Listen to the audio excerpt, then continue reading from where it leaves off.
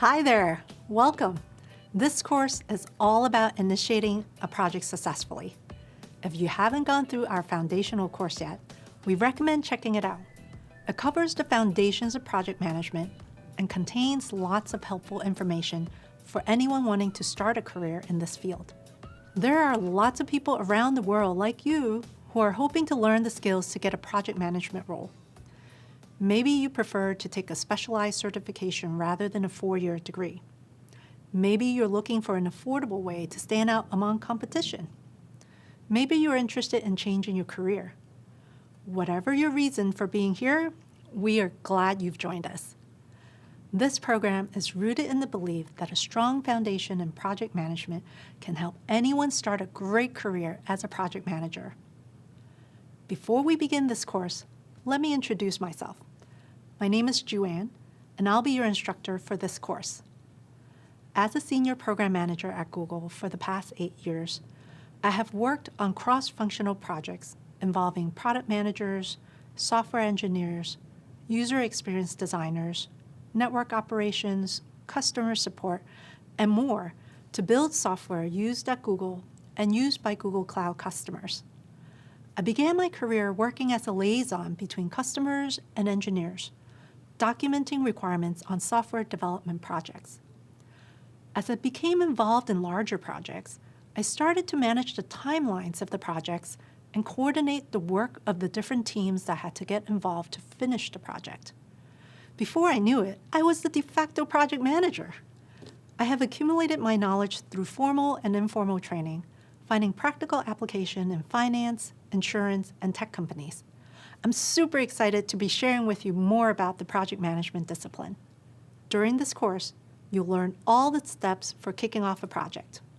We'll start with an overview of initiation, which is the phase that allows ideas to come together and form the beginnings of a plan for a project.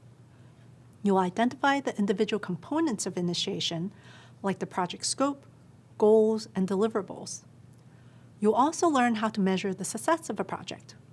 This is a super important piece of the puzzle. After all, you want to be able to meet or exceed all of the requirements for a successful project, right? Later, we'll talk about how to identify stakeholders. Stakeholders have a direct interest in the project's completion and success. We'll teach you about some really helpful tools you can use to define project roles and responsibilities, and more tools and resources you typically need to complete the work of a project. Finally, we'll introduce documentation that can help your team prepare for project kickoff. Exciting, right? The skills you learn in this course will help you start projects of your own. We can't wait to get into these topics with you. So let's get started. Meet me in the next video. Welcome back. In the last course, you learned that initiation is the first phase within the project lifecycle, followed by planning, executing, and closing. Makes sense, right? Regardless of your chosen methodology, all projects have to start somewhere. Let's talk more about initiation and why it's important for the success of a project. Because initiation is the first phase of the project, it's really important to get it right. A well-planned initiation results in a strong foundation for your project and sets it up for success. Initiation begins after a problem or opportunity has been identified within an organization. Often, stakeholders like senior leaders at a company will initiate a project to address a specific need for the business. For example, perhaps the company would like to roll out a new product, improve employee well-being, or reduce costs in a certain department. It's your responsibility as the project manager to help identify the project goals, resources, and other details based on initial discussions with the project stakeholders. Even though someone else might come up with an idea for the project, it's still your job to figure out all the important pieces that need to come together in order to get the work done. The initiation phase is a crucial time for asking stakeholders the right questions, performing research, determining resources, and clearly documenting the key components of a project.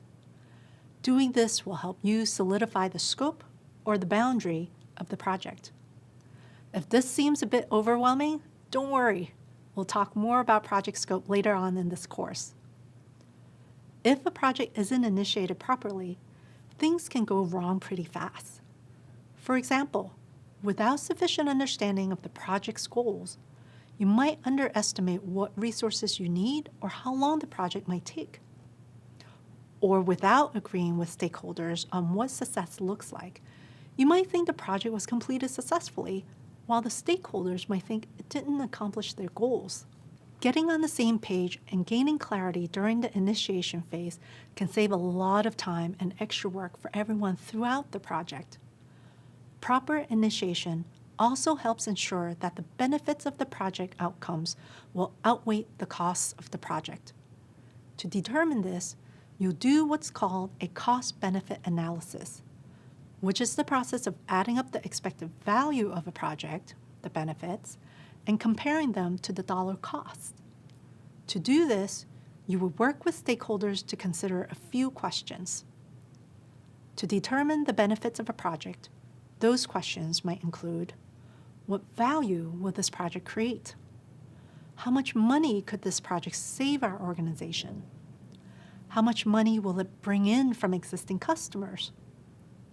How much time will be saved? How will the user experience be improved?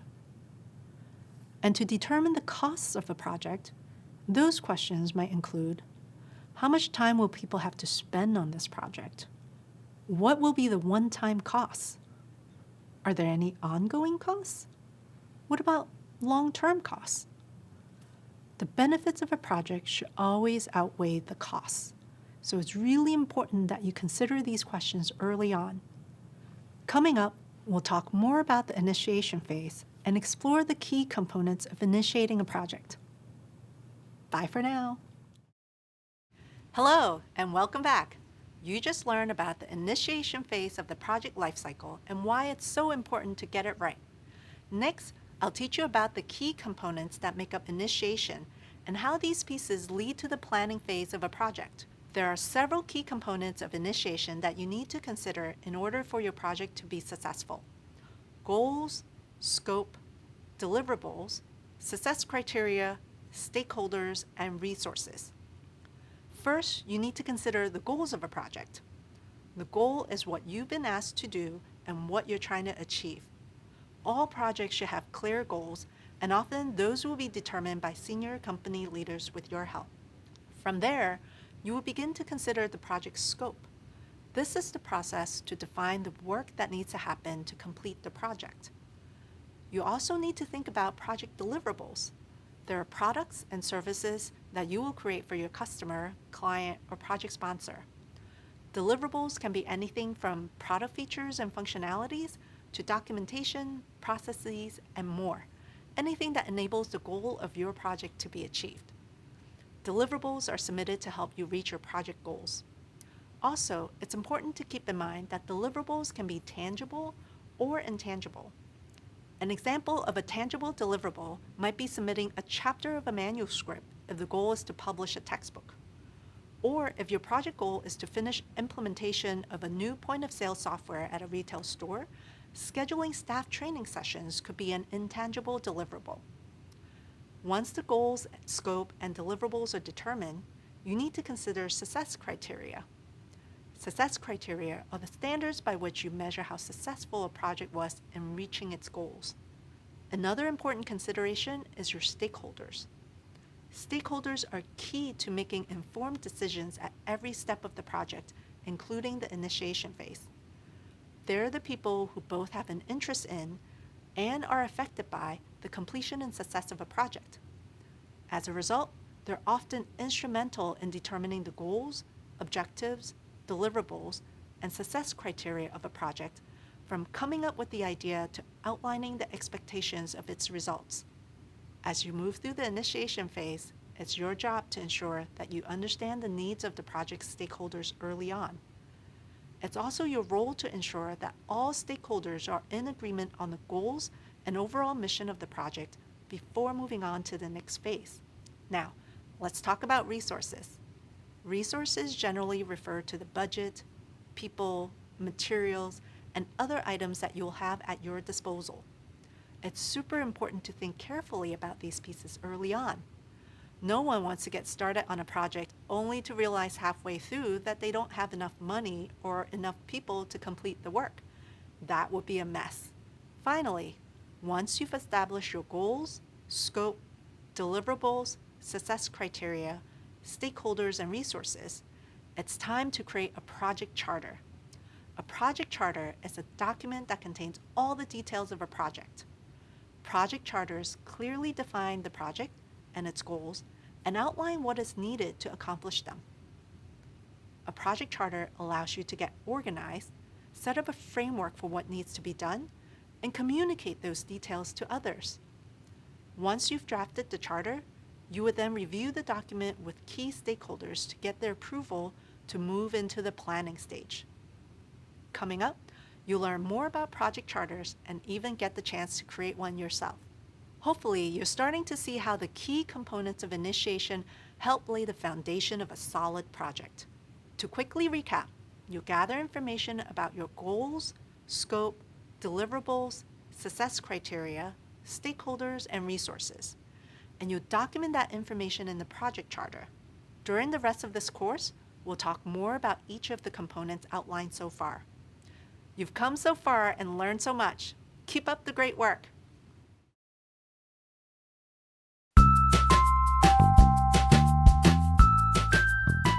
Hi, my name is Afshin. I'm the Director of Core Capacity at Google, where we support some of our key products such as Google Maps, Google Photos, Google Search, and many more. Ultimately, what we're doing is we're managing the supply and demand for our products in the resource space. So specifically, compute, storage, machine learning, and networking resources. Ultimately, our goal is to provide the fuel for these products so we can support our billions of users. I often look at establishing the project goals, and tied to the goals is discussing the criteria. What's a successful project? What are the measurables involved in the project space? And then lastly, I always want to look at the stakeholders that are involved, maybe our clients, our key stakeholders, and so on, and make sure that they're thought of during the formation of the project. I'm meeting with the stakeholders. I'm trying to understand what they're trying to achieve, what we're trying to achieve, and the goal, if you will, is a critical aspect of setting the scope. When I'm trying to set the goals of a project, I apply very in-depth active listening. I'm doing a lot of socializing with stakeholders. I'm meeting a lot of players to understand what's the landscape like. It's an active listening experience. So I have a recent example of a project that, in my view, did not do the proper initiation phase. Last week, in fact, a group approached me with a process or a feature that they were going to launch. I reviewed it and immediately realized that they were so far off. They had not discussed the topic with any of my team members or myself, and they were day -1 from launching the feature. It was a total miss. And it really illustrates the point about when you initiate a project, you can't invest enough time in meeting with stakeholders, meeting with your colleagues, listening to them, actively listening. Someone taught me recently the value of building that listening to learn muscle. And in the project initiation phase, to me, that is such a valuable talent. There are those that have it, there are those that haven't learned it, and there are those that'll never do it. And I believe it's a trainable skill, but it requires you to really slow down and look at the landscape in front of you. Nice work. You're on your way to becoming a great candidate for roles in project management. We're so glad you've stuck with us, and we hope you're proud of the progress you've made so far. In the last few videos, we've given you a primer on kicking off a project successfully. To recap, you learn more about initiation, the first phase of the project lifecycle.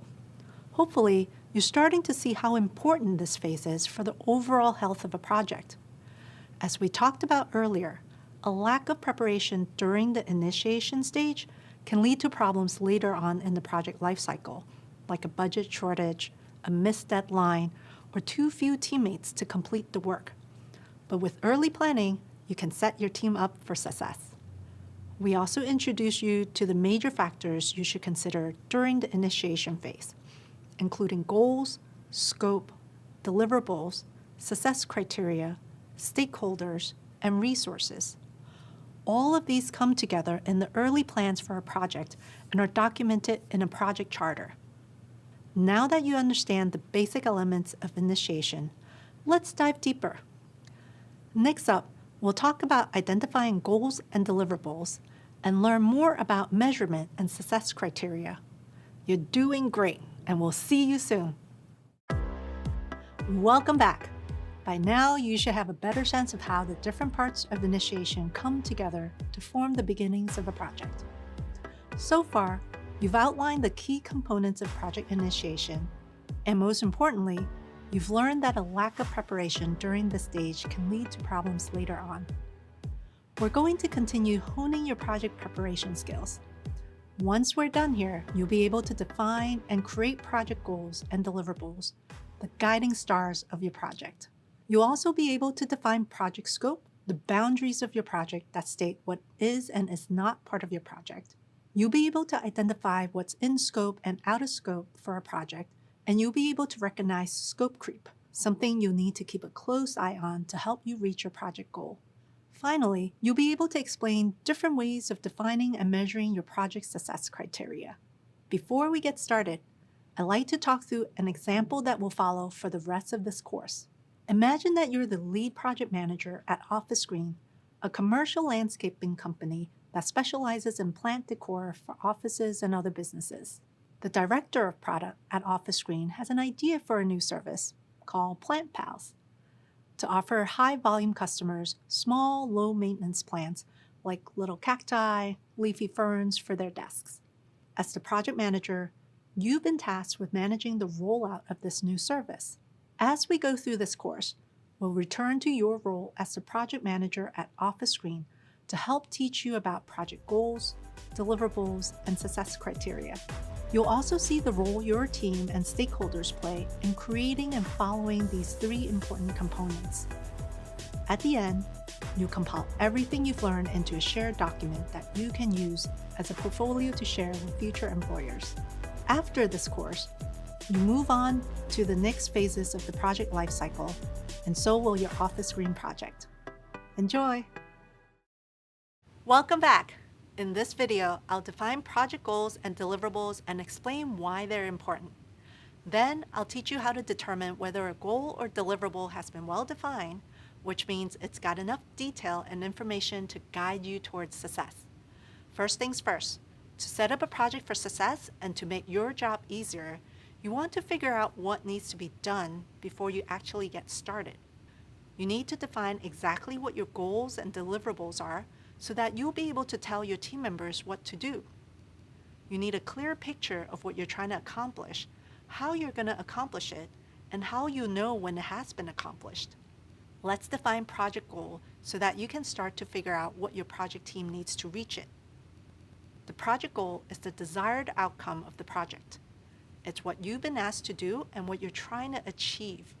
For example, your goal could be to improve the response time to customer inquiries via email by 20%.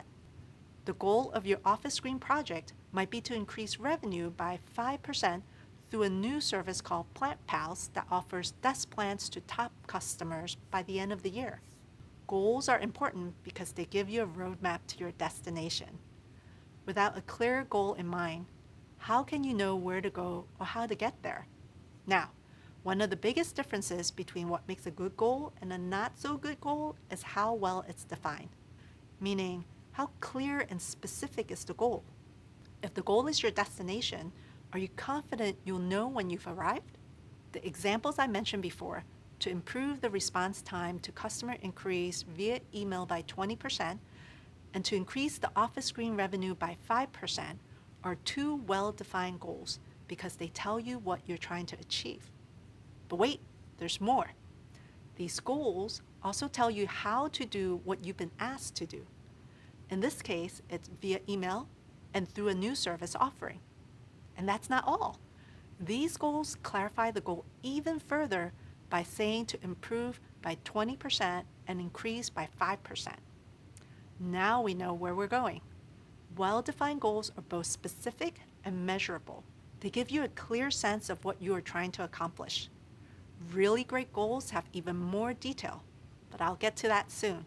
When you start a project, take time to review your goals and make sure they're well-defined. To do this, you might need to get more information from your stakeholders. Talk to them about their vision for the project. Ask how this aligns to the company's larger goals and mission. By the end of that conversation, you and your stakeholders should agree to support the project goals in order to avoid running into issues later on. Here's an example from my own experience as a project manager. Our team had finished a new product feature. Our stated goal was to deliver an early version of this feature and collect user feedback. When we delivered the feature to one of our key customers for user feedback, the customer didn't have anyone available to try it out.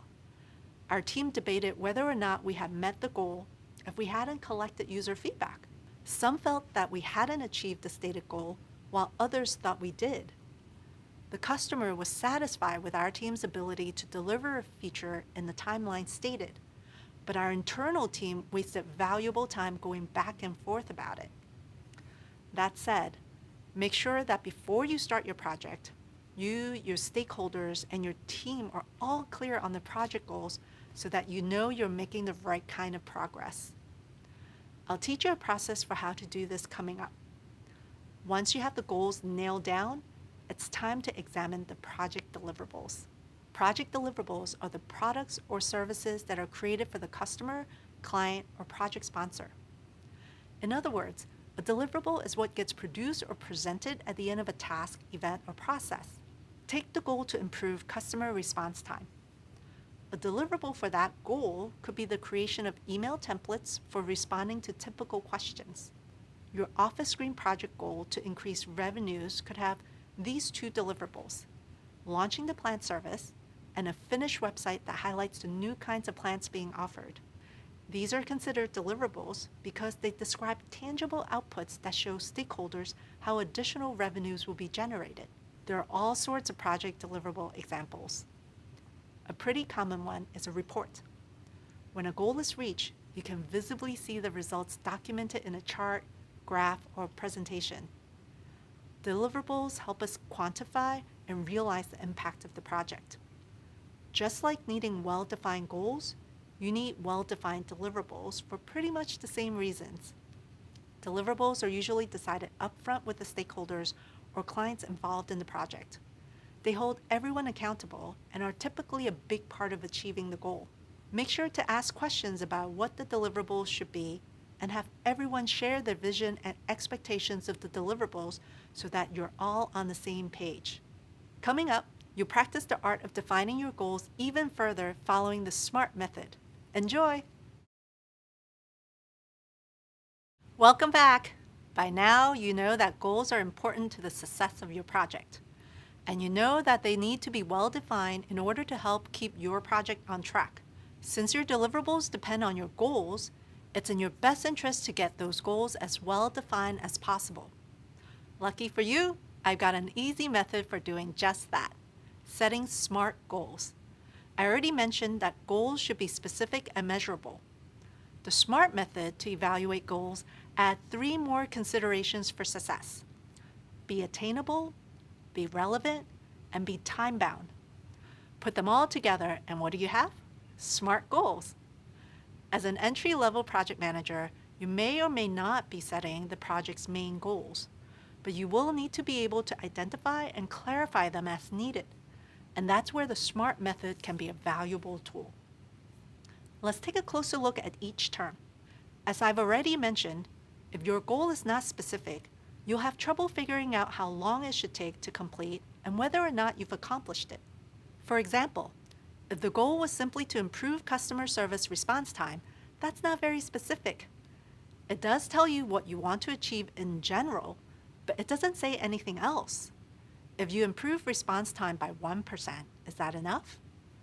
If after 5 years, response time finally goes up, is that enough? How about if only half of your staff improves their response times, but the other half stays the same? Specific goals should answer at least 2 of the questions I'm about to ask. What do I want to accomplish? Why is this a goal? Does it have a specific reason, purpose, or benefit? Who is involved? And who is the recipient? Employees, customers, the community at large? Where should the goal be delivered? And finally, to what degree? In other words, what are the requirements and constraints? Next, we want to set goals that are measurable, meaning we can determine that they were objectively met. Measuring is not only a way for people to track progress, but also a tool to help people stay motivated. You can tell if a goal is measurable by asking how much, how many, and how will I know when it's accomplished? Sometimes the success of a goal can be measured with a simple yes or no. Did you learn to play the guitar? Yes or no? You will need to measure most of the goals you have with metrics. Metrics are what you use to measure something like numbers or figures. For example, if your goal was to run a 5K, a 5-kilometer race, then distance in kilometers is your metric. At Office Green, the project goal is to increase revenue by 5%. In this case, revenue is the metric. Lastly, consider benchmarks or points of reference to make sure you're choosing accurate metrics. For instance, if your overall goal is to increase revenue, you can look at last year's data as a benchmark for deciding how much to increase revenue this year. If last year's revenue increased by 3%, then an increase by 5% in a booming economy would be a reasonable goal for this year. Okay, so the goal is specific and measurable. But is it attainable? Can it reasonably be reached based on the metrics? Typically, you want goals that are a little challenging to encourage growth. Otherwise, what's the point of the goal if nothing's going to change? However, you don't want it to be too extreme or you'll never reach it. You'll have failed before you even started. Aim to find a balance between the two extremes. For example, let's take the goal to run a 5K. Say you regularly run 2.5 kilometers 3 times a week. An attainable goal will be to go from running 2.5 kilometers to running 5 kilometers within 4 weeks. An unattainable goal might be earning first place in the 5K. I mean, it could happen, but it's not likely, especially if you've never run a race before. But how can you know if a goal is attainable if it's unfamiliar? A clue to helping you figure out if your goal is attainable is to ask, how can it be accomplished? Break down the goal into smaller parts and see if it makes sense. Going from 2.5 kilometers to 5 kilometers over 4 weeks means increasing your distance by a little over half a kilometer each week. That's not so bad. Use the same process on your Office Green project goal. Businesses usually conduct quarterly reviews, so let's assume the increase is expected to occur over the course of a year or 4 quarters. In order to meet the goal, you need to see an increase of at least 1.25% each quarter. Seems pretty reasonable to me. What wouldn't be reasonable is setting a goal of increasing revenues by 50% or 100% unless your research showed that business was improving that quickly.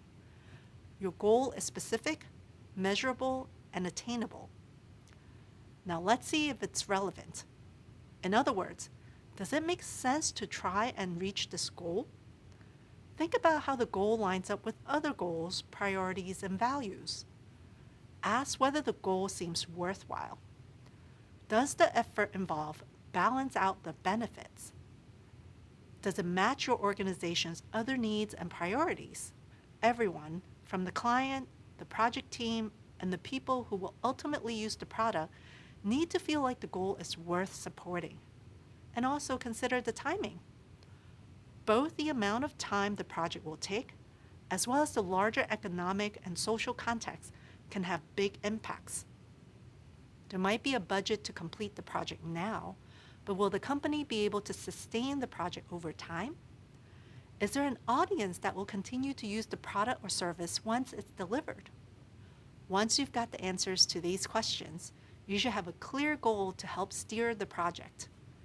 If you still don't feel confident about the project's goals, keep digging. It's okay to ask questions if you have doubts. Communicate your concerns with the project's senior stakeholders and your direct supervisor if you have one.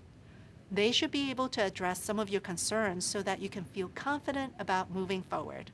All right, if you're feeling good about the project being relevant and attainable, and you've made sure it's measurable and has the specifics to keep you and your team focused, the final item on the checklist is to make sure it's time-bound. Time-bound means your goal has a deadline. Deadlines give you a way to track your progress. Otherwise, you may never reach your goal or never even get started. Time and metrics often go hand in hand because time can also be used as a metric.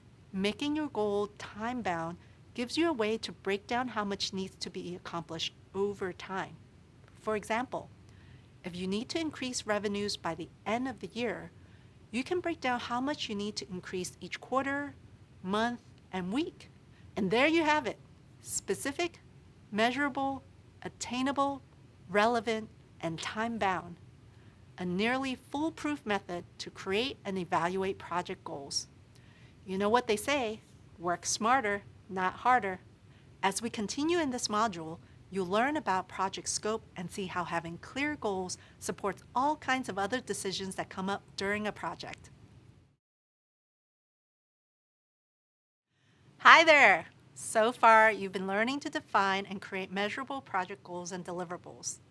As you broaden your understanding of project management and the different tools available to help you succeed, I want to teach you about a popular tool used in many organizations and here at Google: Objectives and Key Results, or OKRs.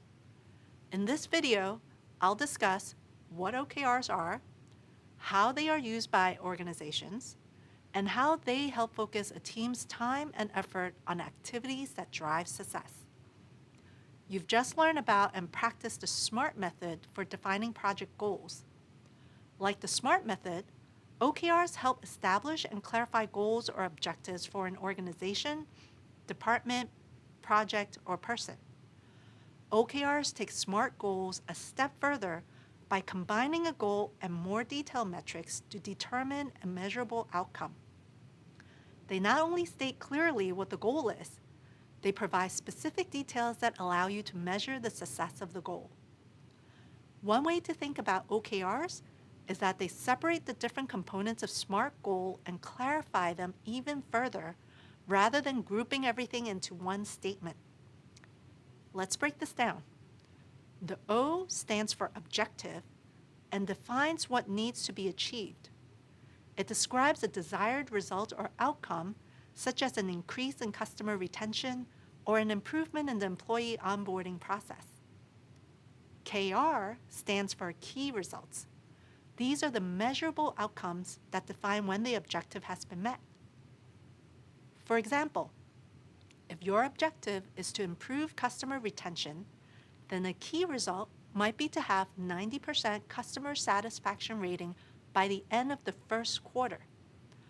Recall that one of the SMART criteria is attainability, which means it's practical to achieve the goal. Key results, however, should be a little more ambitious. Here at Google, we actually use OKRs to set stretch goals as a way to challenge ourselves to do something we haven't accomplished before. If we actually accomplish all of our key results, we may have made our OKRs a bit too easy. Let's review quickly. Objectives define what needs to be achieved and describe a desired outcome. Key results define how you'll know whether or not you've met your objective. So how do OKRs work in practice? And how do you use them to manage a project? Organizations often set OKRs at different levels, such as the company level, department or team level, and project level. Company-level OKRs are commonly shared across an organization so that everyone is clear on the company's goals. They are usually updated on an annual basis to help drive the organization in the direction it wants to go. These high-level OKRs support the mission of the organization. Project-level OKRs should support and be aligned with company-level OKRs. An example of a company-level objective at Office Green is increase customer retention by adapting to the changing workplace environment. This is a big, vague, aspirational goal that applies to the entire company and all of its endeavors. In order to focus their efforts to reach this objective, Office Green might develop key results that include 95% of phone, chat, and email customer support tickets are resolved during the first contact. Top 3 most requested new offerings for distributed office environments are in pilot by the end of the second quarter, and sales and support channels are available 24/7 by the end of the year. Some of these company-level key results could become the basis for projects. For example, the key result, top 3 most requested new offerings for distributed office environments are in pilot by the end of the second quarter, could become the Plant Pals project. Team or department level OKRs support the company's broader OKRs and help drive team performance. Departments may develop OKRs that are more specific to their job function as well. For example, the company-level key result, sales and support channels are available 24/7 by the end of the year, could lead to a related sales department objective like increase the sales team presence nationwide. And the key result, new sales offices are open in 10 cities by the end of the year. Project-level OKRs are set during the initiation phase to help define measurable project goals. They're tracked throughout the planning and execution stages to measure project success. Project-level OKRs need to align with and support both company and department-level OKRs. For example, in order to align with Office Green's company-wide objective to increase customer retention by adapting to the changing workplace environment, a project objective for Plant Pals might be to enroll existing customers in the Plant Pals service. A key result for this objective might be 25% of existing customers sign up for the Plant Pals pilot. Let's recap. OKR stands for Objectives and Key Results. They combine a goal and a metric to determine a measurable outcome. Objectives define what needs to be achieved and describe a desired outcome. Key results define how you will measure the outcome of your objective. Company-level OKRs are shared across an organization so that everyone can align and focus their efforts to help the company reach its goals. Project-level OKRs help define measurable project goals. They need to align with and support both company and department-level OKRs. Great! Now that you have a better idea of what OKRs are and how they function, you can practice creating OKRs on your own. Welcome back. Project scope is a really important concept that I want to tell you about. You'll hear it come up time and time again throughout each phase of the project lifecycle. In fact, you may even find yourself defending it. So let's get acquainted with scope. In this video, you will learn how to define and determine scope. Simply put, your project scope includes the boundaries of a project. The way we define it at Google is an agreed upon understanding as to what is included or excluded from a project. Scope helps ensure that your project is clearly defined and mapped out. That means knowing exactly who the project will be delivered to and who will be using the end result of the project. You also need a firm understanding of the project's complexity. Is it straightforward, with an easily manageable list of tasks? Or will it require extensive research, multiple rounds of approvals, and a large-scale production process that will take years to complete? Scope also includes the project timeline, budget, and resources. You'll need to clearly define these so that you can make sure you're working within those boundaries and what's actually possible for the project to work. Poorly defined scope or major changes to your scope can cause changes to the budget, timeline, or even final outcome of the project. Let's look at the scope of your office screen project as an example. As a reminder, the new Plant Pals service offers customers small, low-maintenance plants like cacti and leafy ferns that they can place on their desks. Customers can order them online or from a print catalog, and Office Screen will ship the plants straight to the customer's work address. Things to consider for your scope then might be whether or not to provide replacement plants, which customer segments will be offered the service, whether or not the online catalog is an app, a website, or both, and how to ensure customers can purchase from the online catalog whether by phone, PC, Mac, iPhone, or Android. You might also consider the dimensions of the paper catalog and whether it needs to be in color or black and white and on what kind of paper. Now, how do you actually figure out the scope of your project? It's simple. Talk to your sponsors and stakeholders. Understand what their goals are and find out what is, and this is really important, what is not included in the project. We've covered a number of different ways to help you determine scope. Here are a few more helpful questions to add to the list. Where did the project come from? Why is it needed? What is the project expected to achieve? What does the project sponsor have in mind? Who approves the final results? Now you'll really be set. As for timing, defining project scope should happen during the initial planning stage. You want to start figuring out the scope early on so that everyone can agree to the same set of expectations. It will help mitigate the risks of big changes down the line, although you can always adjust the scope as planning continues if you need to. Once you understand your project scope, you want to document all the details so that anyone can refer back to it throughout the life cycle of the project.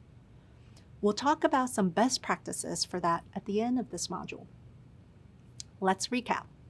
A clearly defined scope describes all the details of a project and regulates what can be added or removed as it progresses. While it's ultimately the project manager's responsibility to monitor the project and make sure all the work and resources fall within its scope, team members and stakeholders can be encouraged to do their part by focusing on the tasks that are the most important to reaching the project's goal. The next video talks about the concepts of in scope and out of scope, and a phenomenon called scope creep. All three will help with ensuring your project stays on track and within budget. Stay tuned. Hi there. As you now know, an important part of project management is keeping an eye on your project scope and knowing which tasks are truly part of the plan and which aren't.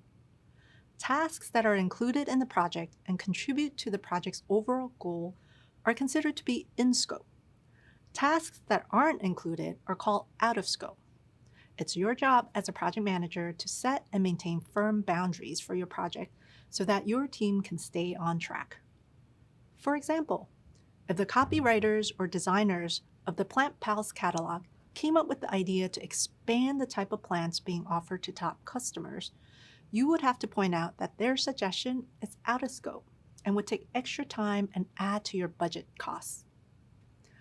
As you progress through the project lifecycle, you're going to encounter unexpected challenges or have new details or ideas brought to your attention that could impact your project's success. Changes, growth, and uncontrolled factors that affect a project scope at any point after the project begins are referred to as scope creep. Scope creep is a common problem, and it's not always easy to control. It's one that we struggle with on every single project. It can happen on any project in any industry.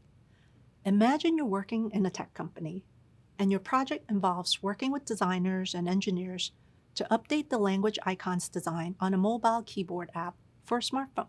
While the team is making the update, they realized that the search icon and the voice input icon also need a design refresh. These are very small features, and while technically not in scope, the team feels it would take minimal effort and provide lots of value. So they go ahead and make the updates. During a stakeholder review, it's pointed out that there is a keyboard in English, but no keyboards for other languages, and a suggestion is made to design additional keyboards. At this point, the project scope is in danger of expanding from a fairly simple icon update to a complex rollout of multiple keyboard layouts. Adding the keyboards would impact the team's timelines, causing the project to take longer to finish. It would also impact resourcing, because you would need to hire more people, or existing team members would have to work overtime.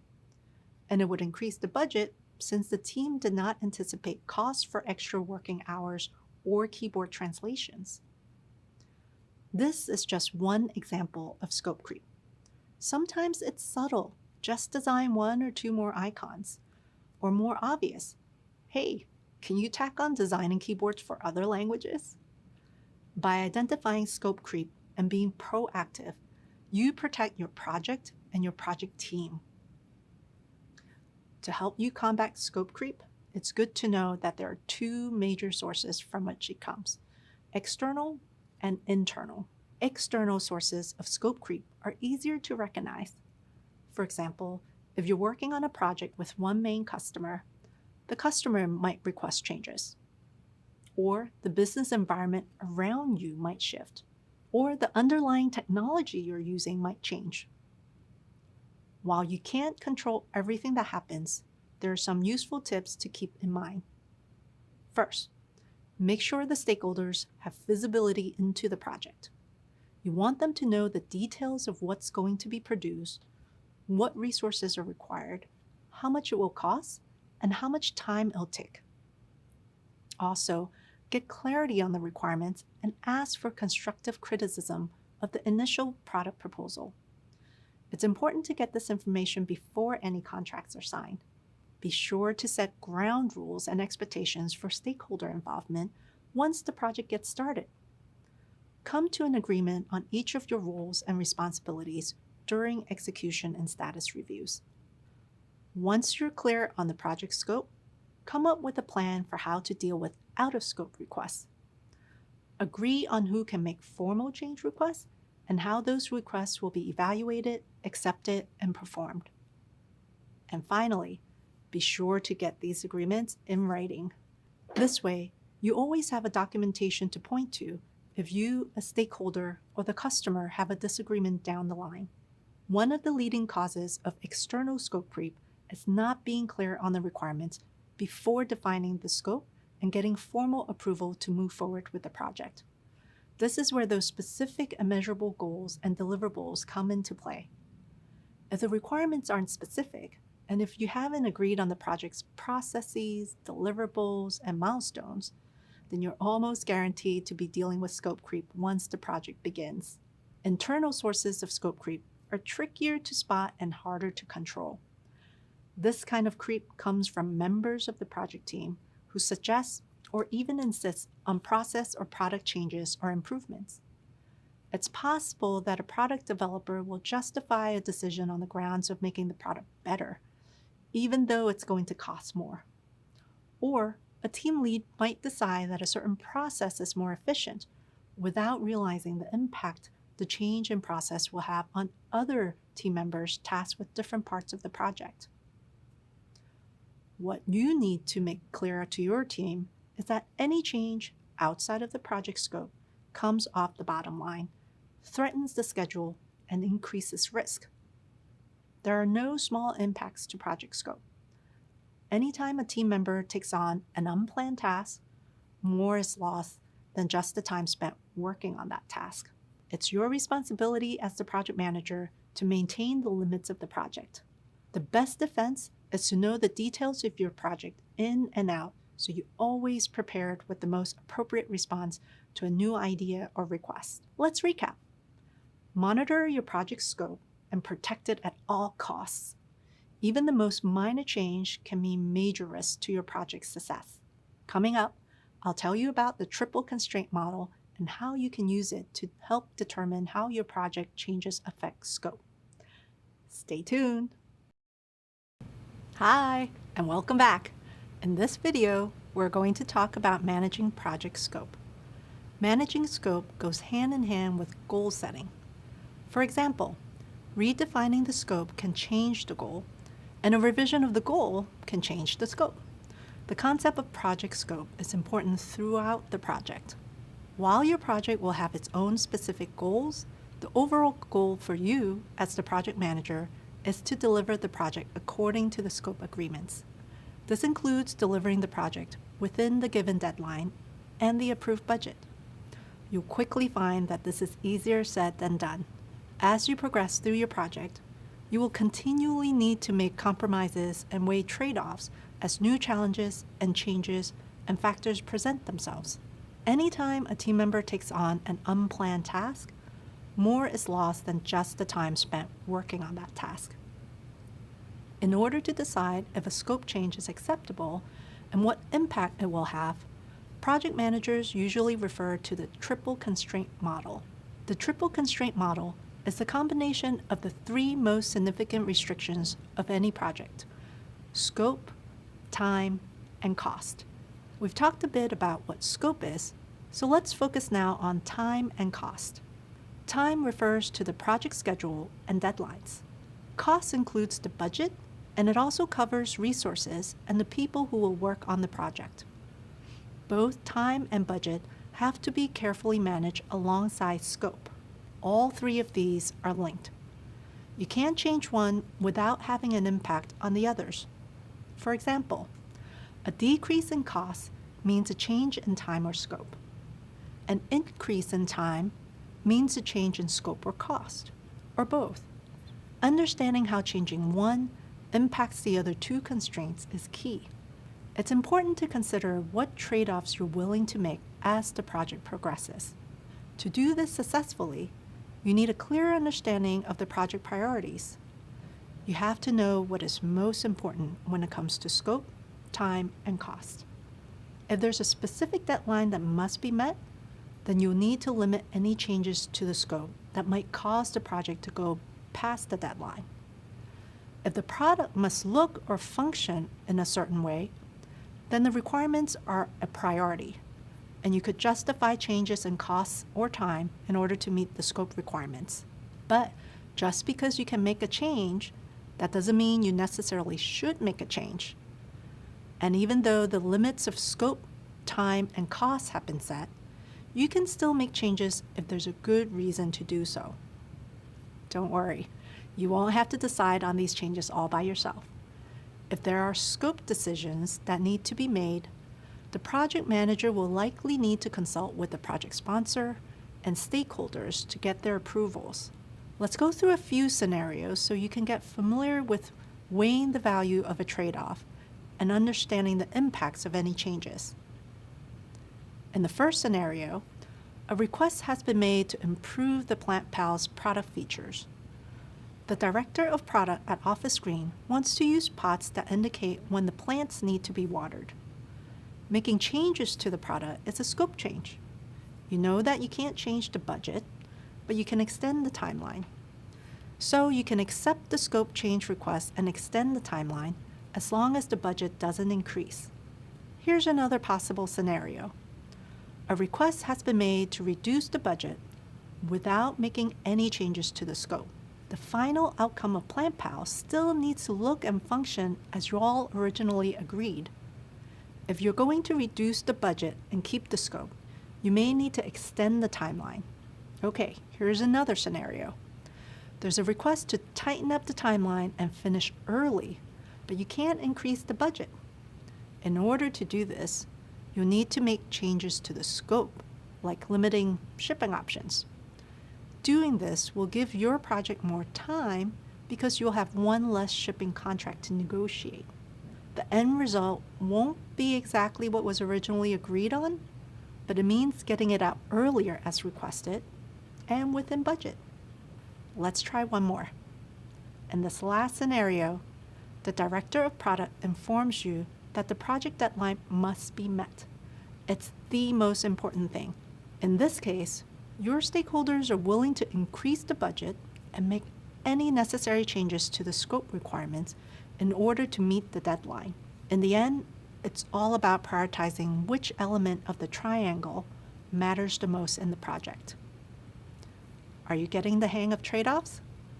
Keeping in mind scope, time, and costs as you manage a project will help you navigate different conditions while still achieving your goals. Remember, change is inevitable when managing projects. And understanding this framework can set you up to plan and communicate accordingly so your project will succeed. When you understand the triple constraint model, you'll have the tools to evaluate scope changes. Understanding how changes will be evaluated, accepted, and performed is key to scope management. Don't worry if you still have questions. We'll be sure to talk more about this concept in Course 4. Up next, we'll talk more about successfully launching and landing your project. See you soon.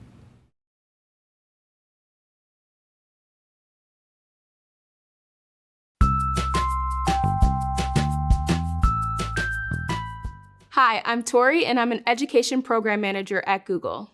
Specifically, I work on our digital literacy curriculum called Applied Digital Skills that helps learners of all ages learn the practical digital skills needed for the jobs of today and tomorrow. So scope is important because if you have a well-defined scope in the beginning of a project, it'll help make sure that your team members, your stakeholders are all aligned and on the same page right from the start, and you can avoid any issues down the line that may come up that you might not have been aware of. Some challenges of staying within scope could be what we like to call scope creep, and these things can happen if, for example, you have some stakeholders that have some certain needs, desires, or requests that may actually end up changing the scope. Scope creep is when the scope changes after you've already started the project. And this can be really challenging to manage if you don't keep an eye on it from the beginning. I was recently working on a project where we were hoping to actually reach underserved communities with our digital literacy curriculum, and the initial project scope started off focusing on middle and high school students. But at some point down the line, after the project started, there were some stakeholders who actually wanted to expand the audience to adult learners. And so we had some trouble trying to figure out how we were going to manage that. Were we going to change the scope? Were we going to keep it the same? And ultimately, we decided to keep the scope the same and referenced back to our original goal in the beginning. Because if you think about it, changing the audience would make the project goals and our strategies for reaching those audiences drastically different. So ultimately, we ended up keeping the scope and communicating that to our stakeholders.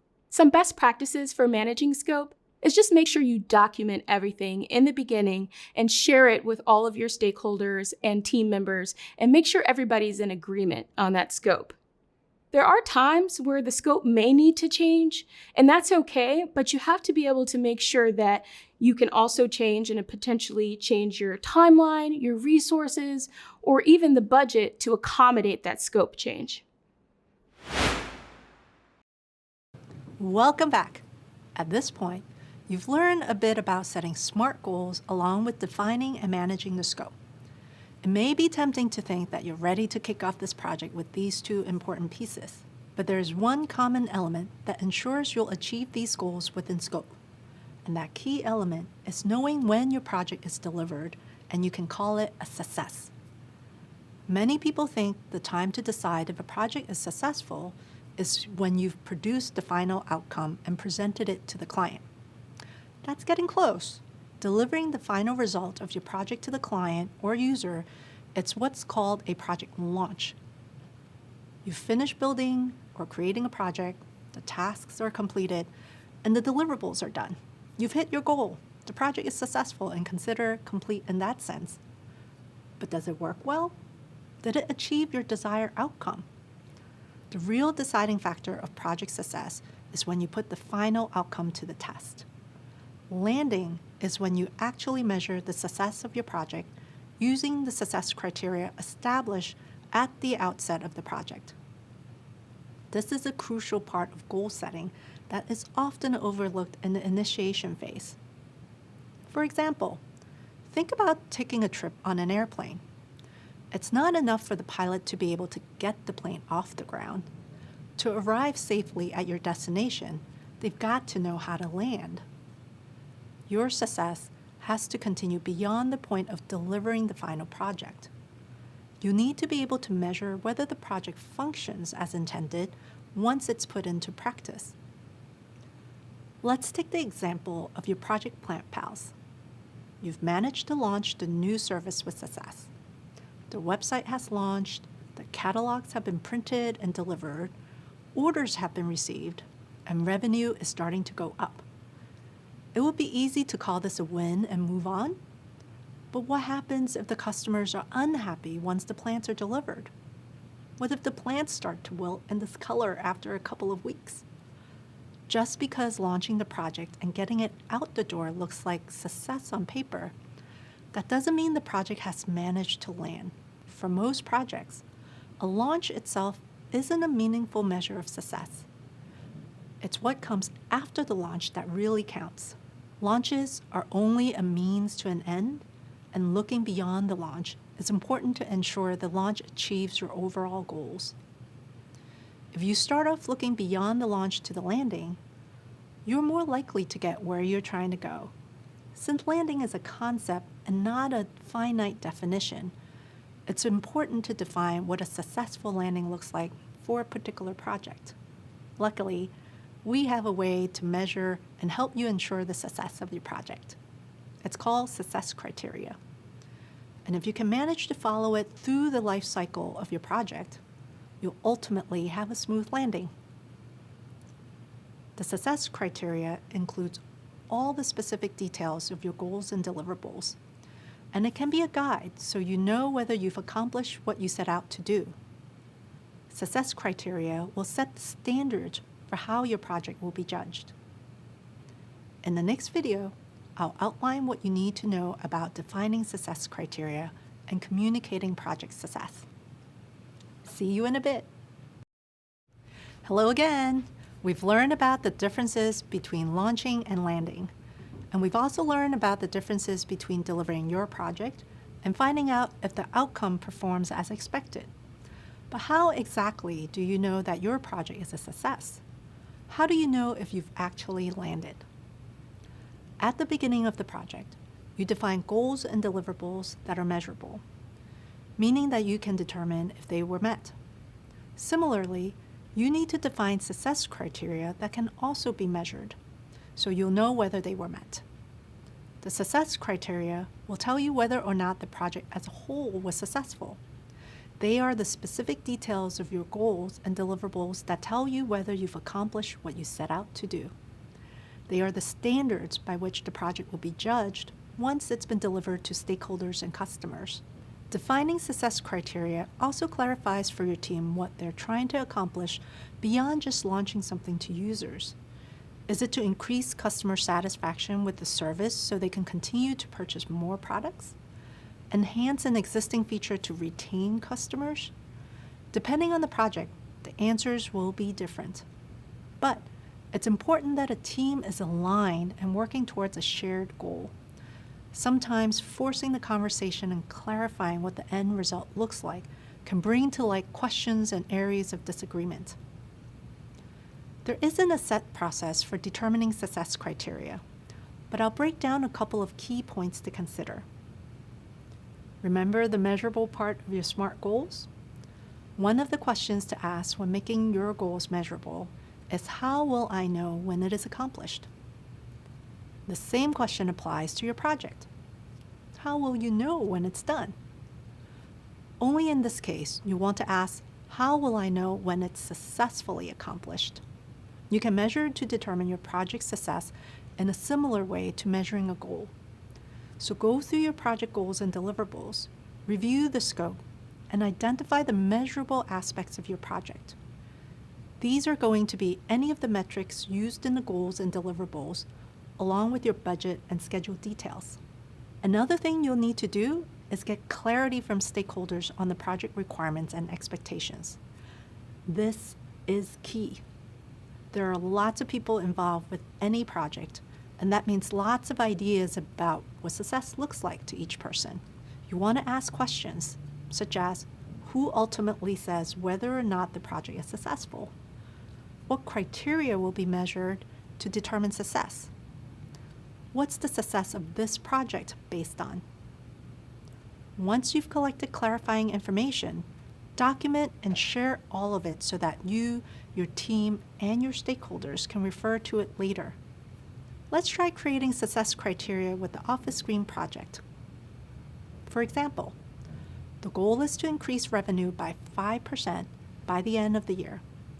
One of the deliverables is a website with a gallery of the different plan selections that are offered. It's not enough just to make a list of criteria. You need a process for measuring success from start to finish throughout the entire project lifecycle. This way, you can make adjustments and ensure success by the time you're ready to land. There are many metrics you can use, and for some products, it will make sense to use more than one. The metrics you choose should be as closely aligned to your project's goal as possible. For example, happiness metrics measure user attitudes and satisfaction, or perceived ease of use, and you can measure these through surveys. For the Plant Pals project, we may consider a customer satisfaction rate of 85% within the first 3 months of launching as a way to measure success.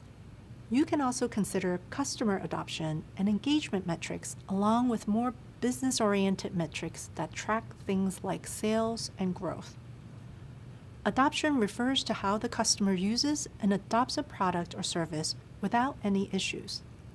Engagement refers to how often or meaningful customer interaction and participation is over time. Adoption metrics might include launching a new product to a group of users and having a high amount of them use or adopt it. Engagement metrics might include increasing the daily usage of a design feature or increasing orders and customer interactions. Using the Office Screen example, tracking how many customers initially sign up for and use the Plant Pal service is an adoption metric. Tracking how many customers renew their Plant Pal service, post about it, or share feedback are engagement metrics.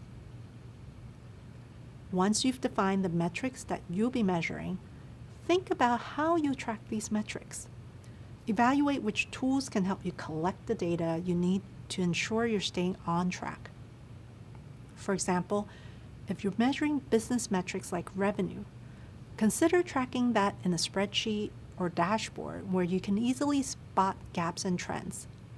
If you're measuring customer satisfaction, you can think of a way to incentivize customers to participate in regular email surveys and create a system to measure their responses when they participate. You can also utilize your project management tools to check on efficiency metrics, like what % of tasks are completed, or whether the project is progressing alongside the planned timelines. It's smart to measure success with your team as the project or product is in progress. For example, you can hold a project review once a month, have team members complete task checklists by certain deadlines, or hold live feedback sessions with your users or customers. There are many different ways to measure success. The key is to pick the methods that work best for your success criteria. It's a good idea that, along with each success criteria on your list, to also include the methods for how success will be measured, how often it's measured, and who's responsible for measuring it.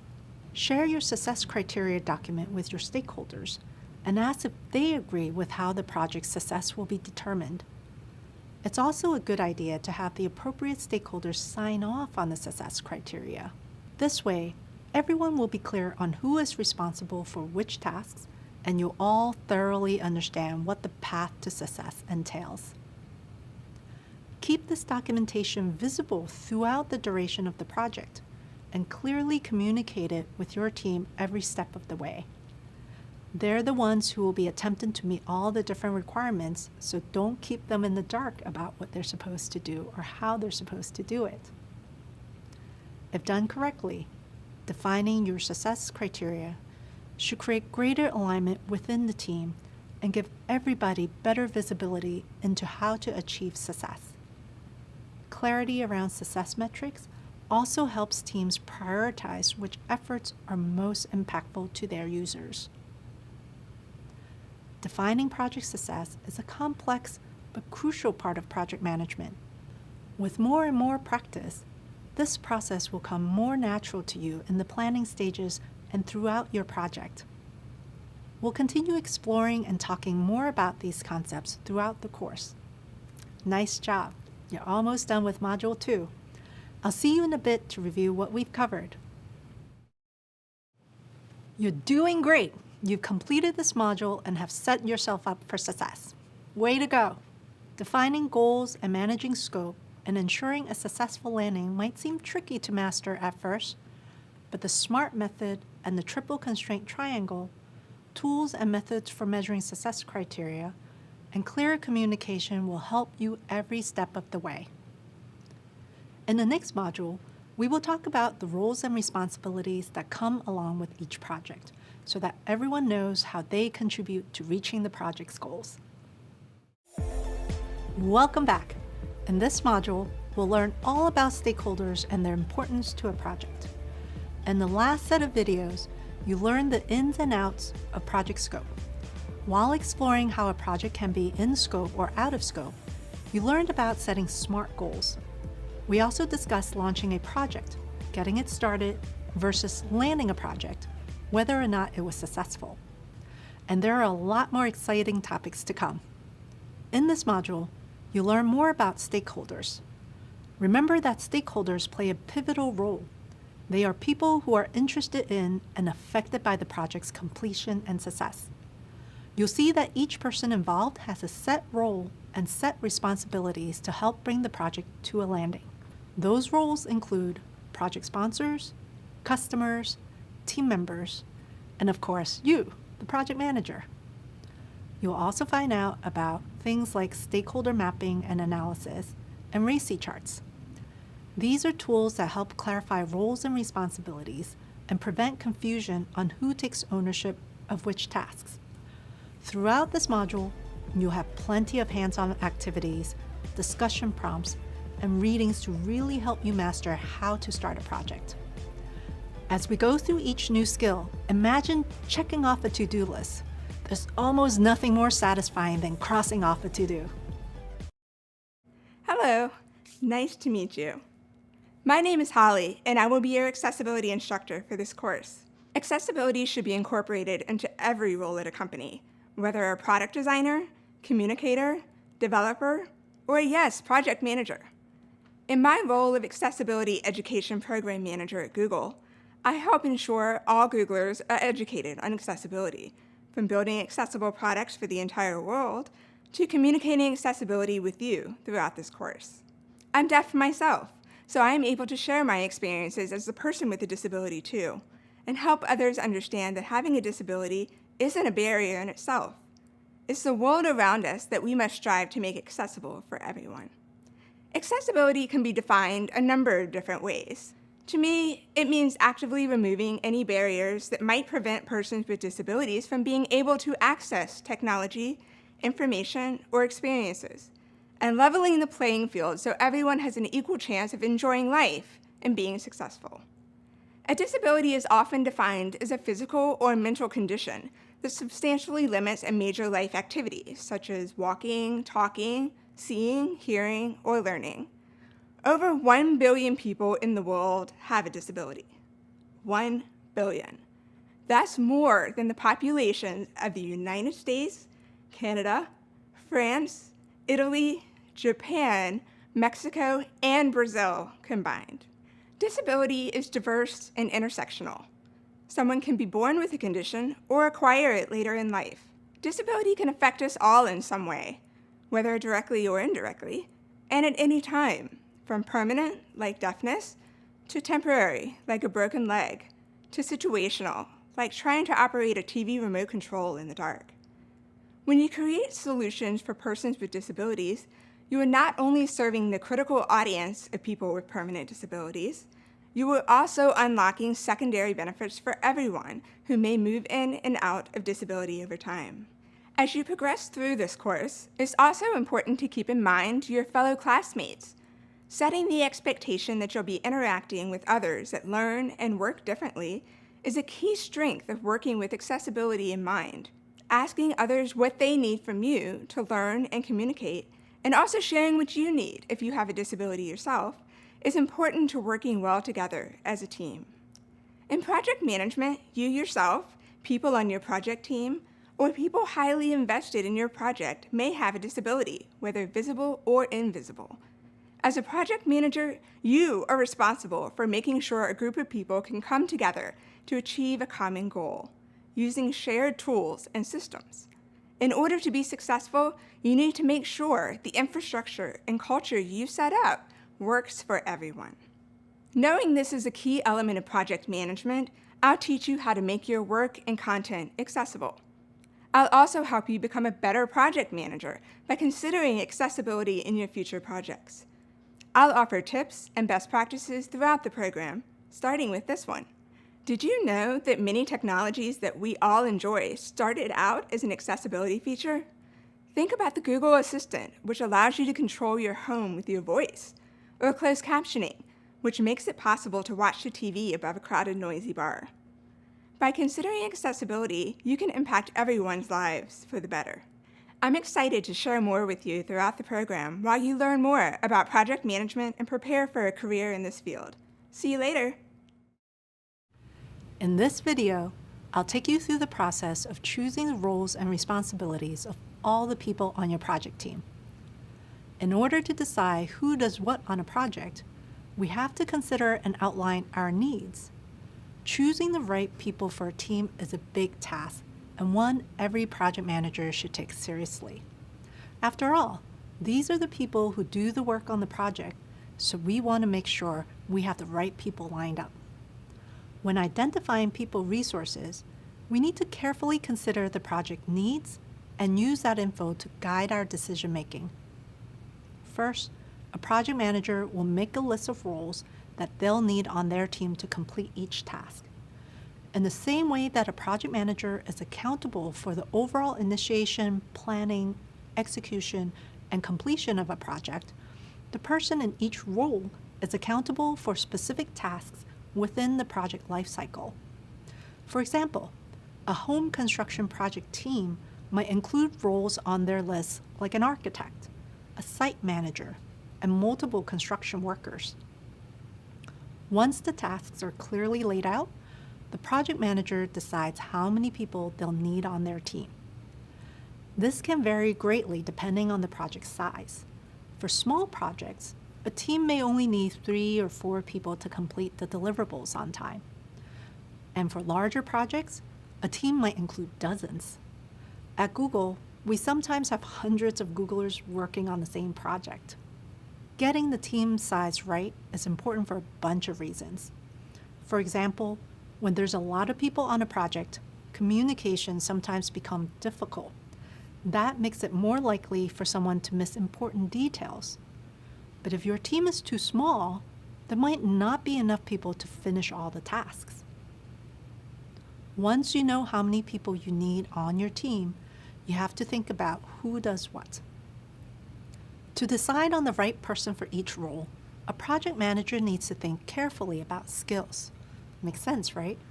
If you're managing the construction of a house, you want to know that the construction workers who are building the frame or installing the drywall have the skills needed to do it properly. It's on the project manager to ensure that everyone on the team has the right skills to do the job.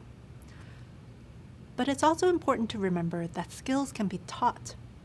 If someone doesn't have a certain skill initially, they might still be a great fit for the team. Maybe this person brings a positive attitude and attention to detail. Perfectly good reasons to have them on your team. Just keep in mind that if a teammate doesn't have the necessary skills, it's important that they are trained in time so not to cause project delays. When choosing teammates, a project manager also has to factor in each person's availability and whether they'll feel motivated to complete their assigned tasks. For example, you might know a fantastic site manager who'd make a great asset to the team. But if they're already staffed on another big project, they might not have the time to commit to yours.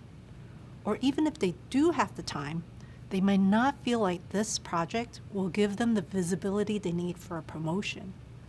Motivation is a key ingredient to great work, so it's a good idea to pick people who are excited to get involved. But of course, we don't always get to choose our resources. Sometimes another manager or team lead might just assign people to roles.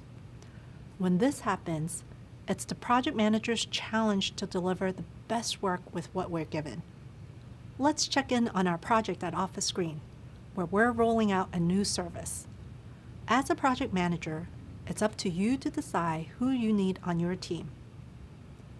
You'll have to ask yourself questions on things like staff experience, availability, the workspace, team member workload on other projects, and more. For example, who on the team has office landscaping experience? Who's local to the city where the launch will happen?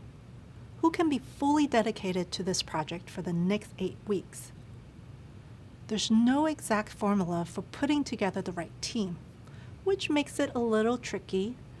Every situation is different and calls for a different set of skills, experience, and perspectives. It can be helpful to look deeper into each task on the project. Always ask yourself these key questions. How many people do I need on my team each step of the way? Which team members do I need and when? Are those experts already busy on other projects? Who makes the final decisions on project resources?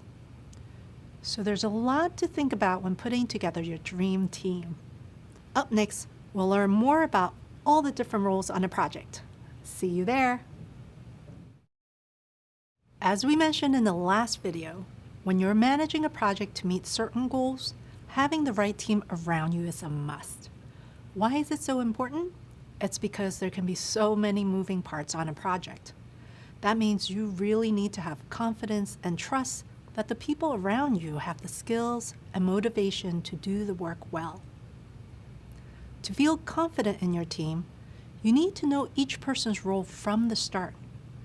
Clearly laying out the responsibilities for each role helps everyone know what project tasks they're accountable for. Odds are, you can't complete this project on your own, even if you're the best project manager of all time, which we know you will be. Before we jump into the specific roles on a project, we want to call out that some roles aren't fixed. Sometimes team members need to adapt and take on more than one role at a time. This usually happens if the company is small or resources are limited. For example, at a small firm, you might be the project manager, designer, and marketer. Whether they're fixed or not, we always have these project roles: project sponsors, team members, customers or users, stakeholders, and of course, the project manager. Let's learn more about each of them. A project sponsor is the person who's accountable for the project and who ensures the project delivers the agreed upon value to the business. They play a vital leadership role throughout the process. Sometimes they fund the project.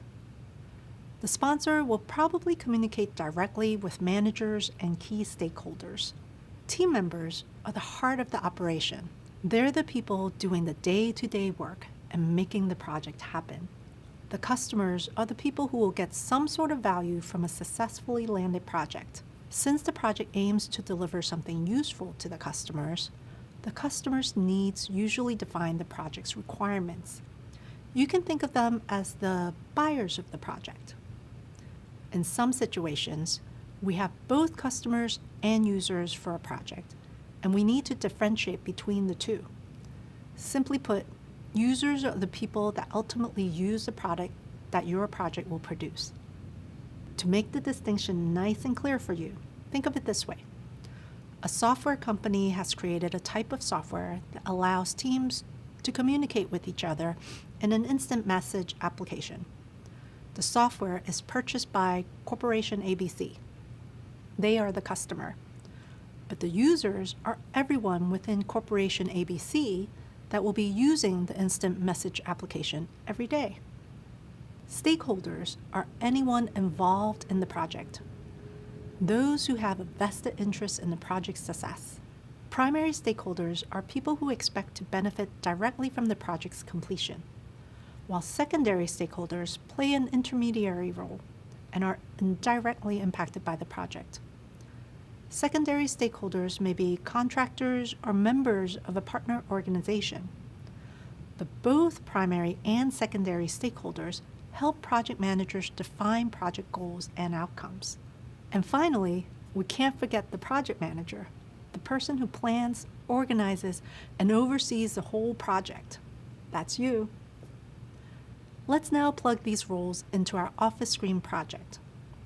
Recall that Office Screen is a commercial plant company that does interior landscaping and plant design for offices and other commercial businesses.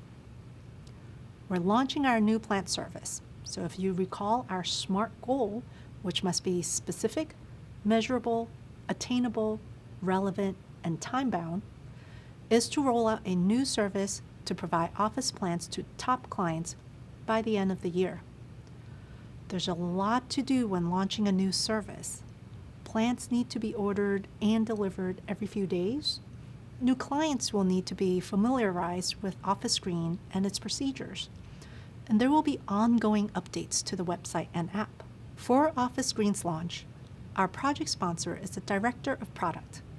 They approve the project's budget and ensure that everything stays aligned to the vision, which in this case is that inexpensive and easy to maintain live plants are provided in order to improve the employee work environments. The team's made up of people from across departments, and they're all working together to support the project. For example, the marketing department has assigned some people to the team because they'll need to tell customers about this new service. On this project, the landscape designer is also the website designer. This is an example of where a team member plays more than one role. And you're the project manager. You're the one managing the information, people, and schedule to carry this project to a successful landing. Our customers for this project are buyers at offices who might be interested in Office Screen services, such as office managers or procurement teams. However, the users are the employees who work at the offices because they're the ones who enjoy the plants. And finally, all of these people are project stakeholders. Secondary stakeholders won't play active roles throughout all phases of the project, but still need to be informed as they are a component of what the project needs to succeed.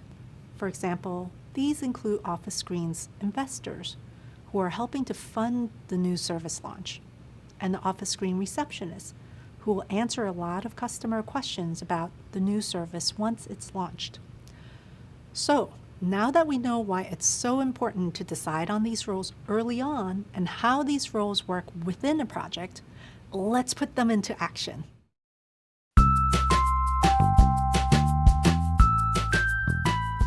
My name is John Flatley, and I'm a technical program manager for Google in the Chicago office. I've worked at a couple different companies. I've worked at startups, I've worked at growth stage companies, and I've worked at Google. And what I've found is that some companies, what you find is that there's engineers that kind of come in, and what they're looking for is direction. They want to be told what to do. They want to be handed the task and just execute on it. At Google, people are really invested in their product.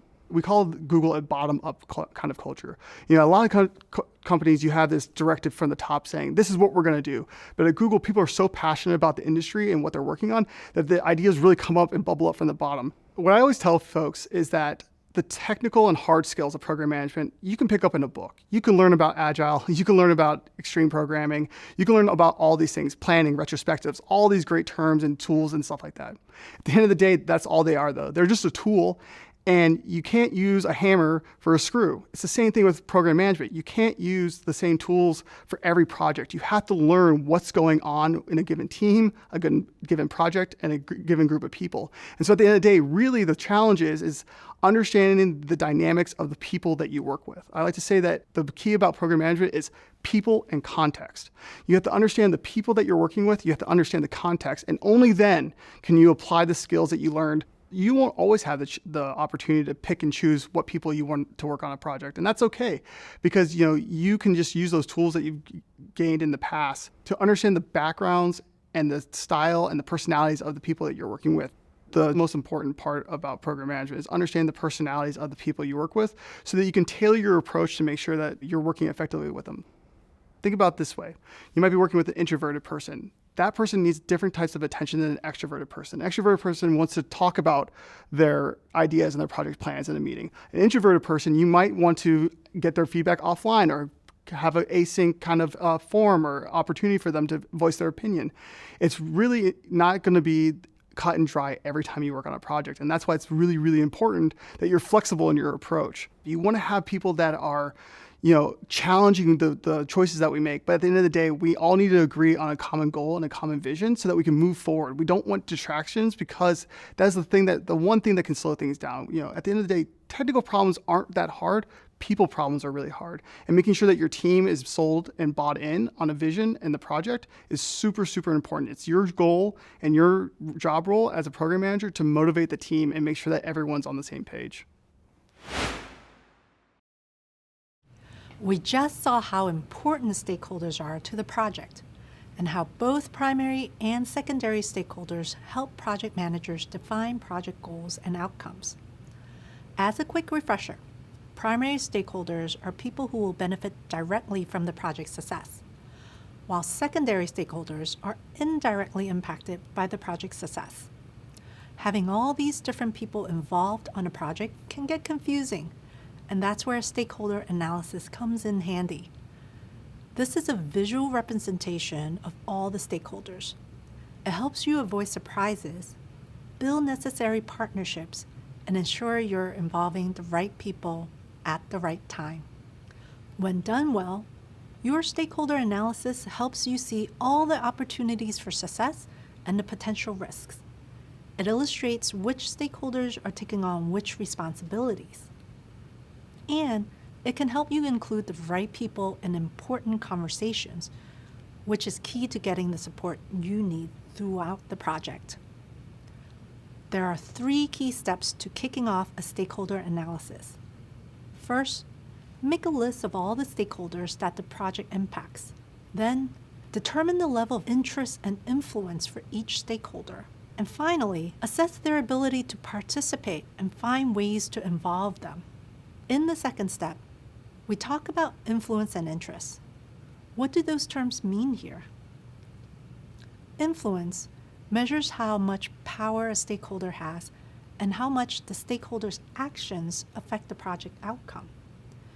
In our office screen example, the director of product who first initiated the project and oversees new products and services has a huge amount of influence, while the vendor providing the greenery has less influence. Interest is pretty much what it sounds like. How much are the needs of the stakeholder affected by project operations and outcomes? For example, Office Screen's Human Resources Department might not have as much interest in the product launch as the sales department does. The Power Grid is a super useful 2x2 grid used for conducting a stakeholder analysis. We use the Power Grid to assign each stakeholder's level of importance to the project, measuring their interest and influence. The position of the stakeholder on the grid usually determines their active role in the project. The higher the interest and influence, the more important the stakeholder is to the project's success. Without their support, it's unlikely that the project will successfully land. These people are our key stakeholders. Now that you have a better idea of each stakeholder's position on the team, you can plan how to best manage everyone. There are 4 different techniques you can use for managing stakeholders. The first group of stakeholders are the key players or key stakeholders. You'll find these people in the top right corner of the grid. To best manage key stakeholders, you want to closely partner with them to reach the desired outcomes. Of course, not everyone's a key stakeholder, but each role, even the non-key stakeholder, gets a spot on the grid. You'll find stakeholders with higher influence but lower interest in the top left corner of the grid. To manage these stakeholders, you want to consult with them and meet their needs. Their opinions and input are important to the project. The director of product has high influence but may not be vested into day-to-day activities, and therefore will have a lower interest. Stakeholders with lower influence but high interest are in the right bottom corner of the grid. For these stakeholders, you want to show consideration for them by keeping them up to date on the project. It's unlikely they'll need a say in what's going on, but keeping them informed is important. For example, the customer success team may have lower influence but high interest since they'll work directly with clients on the new product. Last up, we have stakeholders with low influence and low interest. You'll find these in the bottom left corner. They're the least important of the stakeholders, but this doesn't mean that they don't matter. It might just be that for this particular project, they aren't as integral. So for this project, you mainly want to monitor them, keeping them in the know. Creating a grid like this is an effective way to track who should be communicated with and when. This grid here is an example of how that might play out, depending on the project and the stakeholders. You may also want to create a steering committee made up of high influence and high interest stakeholders. These people will be the most senior decision-making body on any project. They have the authority to make changes to budget and approve updates to timeline or scope. The project manager isn't a member of the committee, but they're responsible for bringing the right project information to the steering committee so that decisions can be quickly made. How you engage your stakeholders from this point on depends on your particular situation. There are different ways to involve each stakeholder, and you have to be strategic to get helpful and relevant input from the right people at the right time. You want to meet with some stakeholders every single day, and others you'll just send periodic updates to. Stakeholder buy-in is the process of involving these people in decision-making to hopefully reach a broader consensus on the organization's future. To get stakeholders to buy in on the project, you'll have to pay particular attention to your high-impact stakeholders and make sure they feel looped in. You want to explain to them how the project will help them achieve their goals. And you'll want to have their support later on if any issues come up. Here are some important things to keep in mind when communicating with stakeholders. If you have one main stakeholder, that stakeholder is likely to be highly influential and needs constant communication. But if you're on a larger project with numerous stakeholders, they won't be quite as involved in the day-to-day tasks. For stakeholders who need time to make decisions about the project, over-communicate early on. For example, hold frequent meetings and send daily end-of-day progress emails. This way, they have enough time to weigh the options and make decisions. Think about the level of project details each stakeholder needs. You don't want to spend time diving deep with stakeholders that just need a project summary. For example, the facilities team that delivers the product doesn't need daily updates on vendor pricing or website issues. On the flip side, do spend time updating key members that need frequent updates. The sales team will need to know pricing and availability changes, so a weekly check-in might make sense here. Great work! You just completed your own stakeholder analysis. Up next, we'll check out another tool, RACI charting. See you there! In the last video, we saw how a stakeholder analysis shows us how to best work with stakeholders and when to communicate with all the different people involved in the project. In this video, we're going to check out another handy tool called a RACI chart. A RACI chart helps to define roles and responsibilities for individuals or teams to ensure work gets done efficiently. It creates clear roles and gives direction for each team member. There are 4 types of participation included in a RACI chart. These are responsible, accountable, consulted, and informed. Let's take a look at each. Responsible refers to those doing the work to complete the task. Accountable refers to those making sure the work gets done. Consulted includes those giving feedback, like subject matter experts or decision makers. And lastly, we have informed, which includes those just needing to know the final decisions or that a task is complete. Here's an image of how this breaks down in a chart form. When creating your RACI chart, you'll need to write down each task or deliverable for your project and then assign it the appropriate role for each stakeholder. To do this, first think about who's involved in the project. Write the roles or people's name in a row across the top of your chart. Pro tip: use roles rather than names if some people might take on more than one role. Next, write down the tasks or deliverables in a column on the left. Try not to get too specific here. You want the chart to be simple and easy to read. After that, go through each task and deliverable and ask who's responsible for doing this, who's accountable if it doesn't get done, who will have strong opinions to add and therefore should be consulted about how this gets done, and who needs to be informed of the progress or decisions made about this. Assign the letters R, A, C, and I based on your answers. For example, as a project manager on Office Screen's new service launch, one of your tasks is to create different price points for different packages and delivery frequencies. The head of finance will be accountable because the project needs to stay in budget and make money. But it's the financial analyst who's responsible, as they're the person doing the work in determining optimal pricing. The director of product will be consulted on the matter, as they oversee the product offerings. And finally, team members, like those on the sales team, need to be informed of the final pricing. It's possible there are several roles that fall into the informed and consulted categories. One thing that will always remain constant is there will never be more than one person designated as accountable. This prevents confusion because having one person accountable clearly defines ownership. However, the same person that is accountable may also be responsible. There are several other factors that can cause role confusion.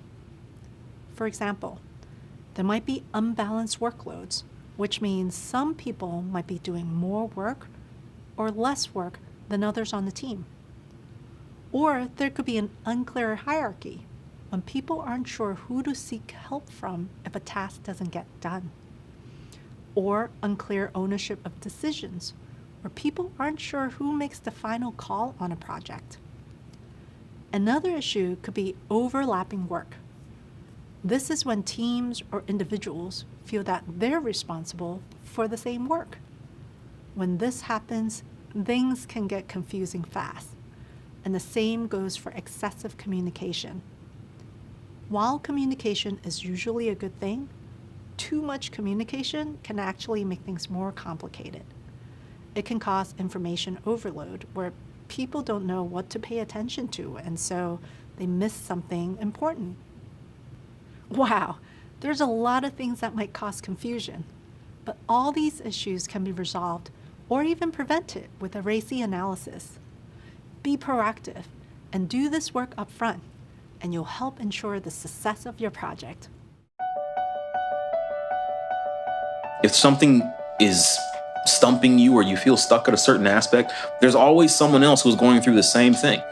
Anytime I started to feel overwhelmed by information or like I just wasn't getting it, I wasted so much time being unsure of myself that I should have just listened to my friends and family when they said, just do it, you can do it. One of the greatest thing that helped me to get back motivated is the accessibility of the course on my phone. I was just able to go into the app and listen to a few videos because I can learn on the go. Having a network of people that motivates you, it's so fundamental. You know, even if it's a friend or if it's a family member that you can get from the beginning and it can be there for you on your corner like a coach. And don't be afraid to ask for help, whether it be from your peers, from your coaches, friends, family. There's always someone who knows more and you can learn from them.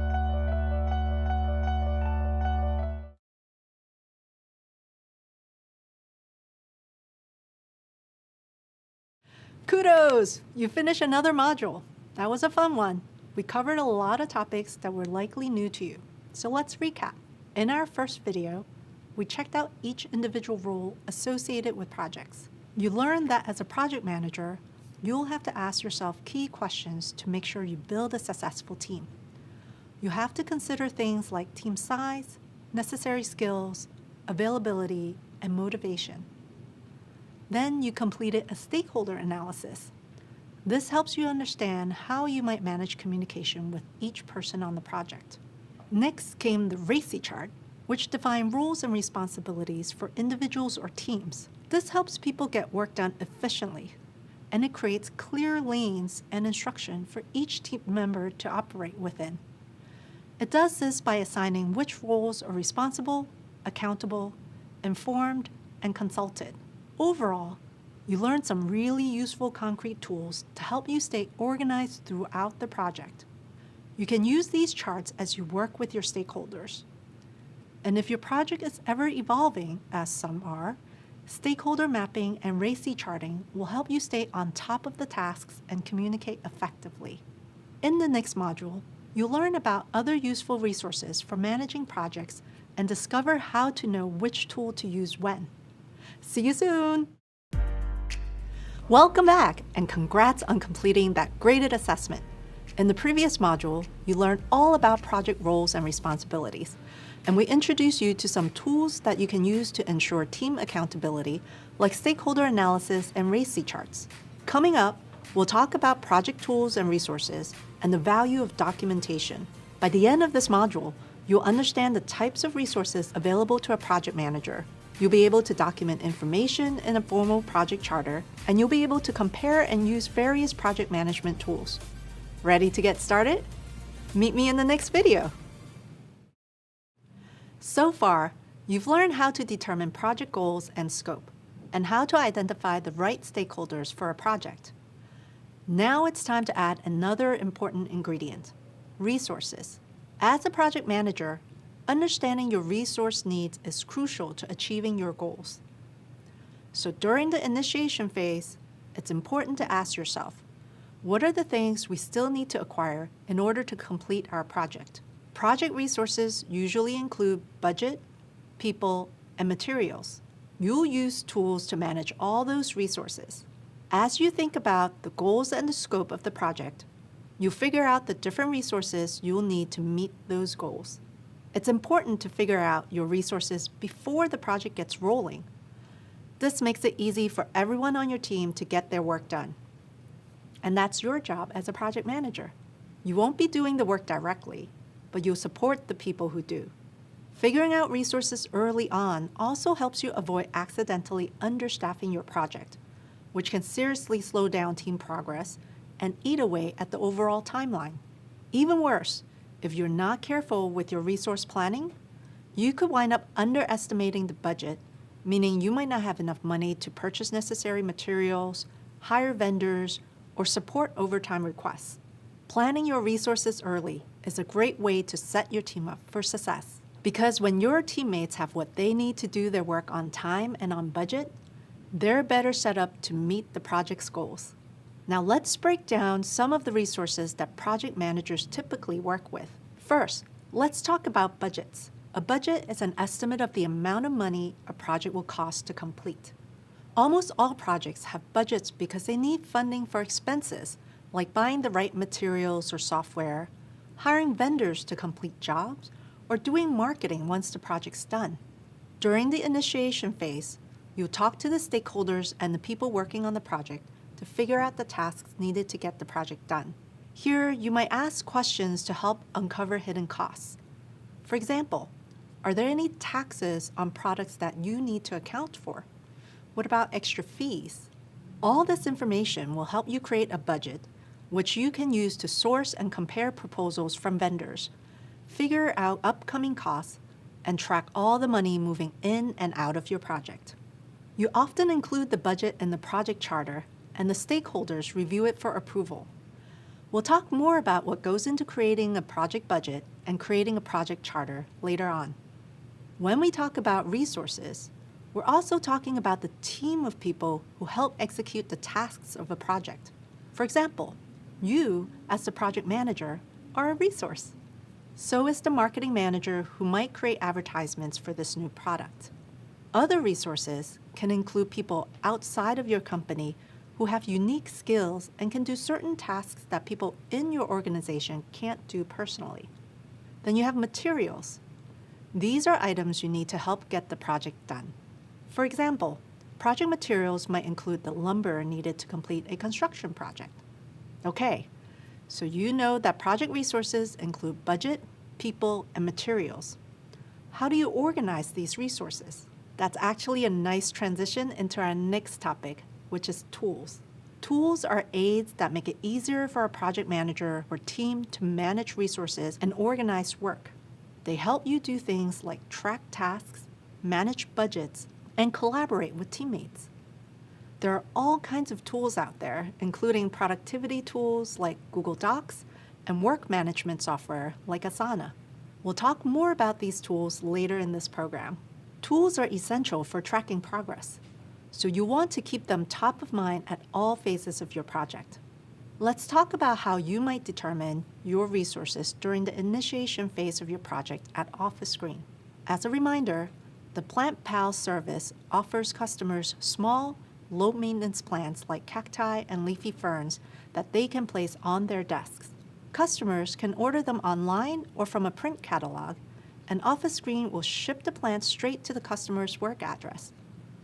The project goal is to increase revenue by 5%. So how do you get started? Well, you might do some research to figure out the costs of launching the new plant service. That might include the estimated prices of developing a new website and new promotional materials, as well as shipping and delivery costs.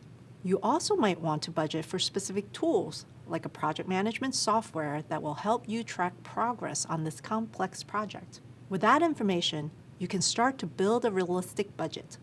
And you'll also need to figure out who's working on this project with you.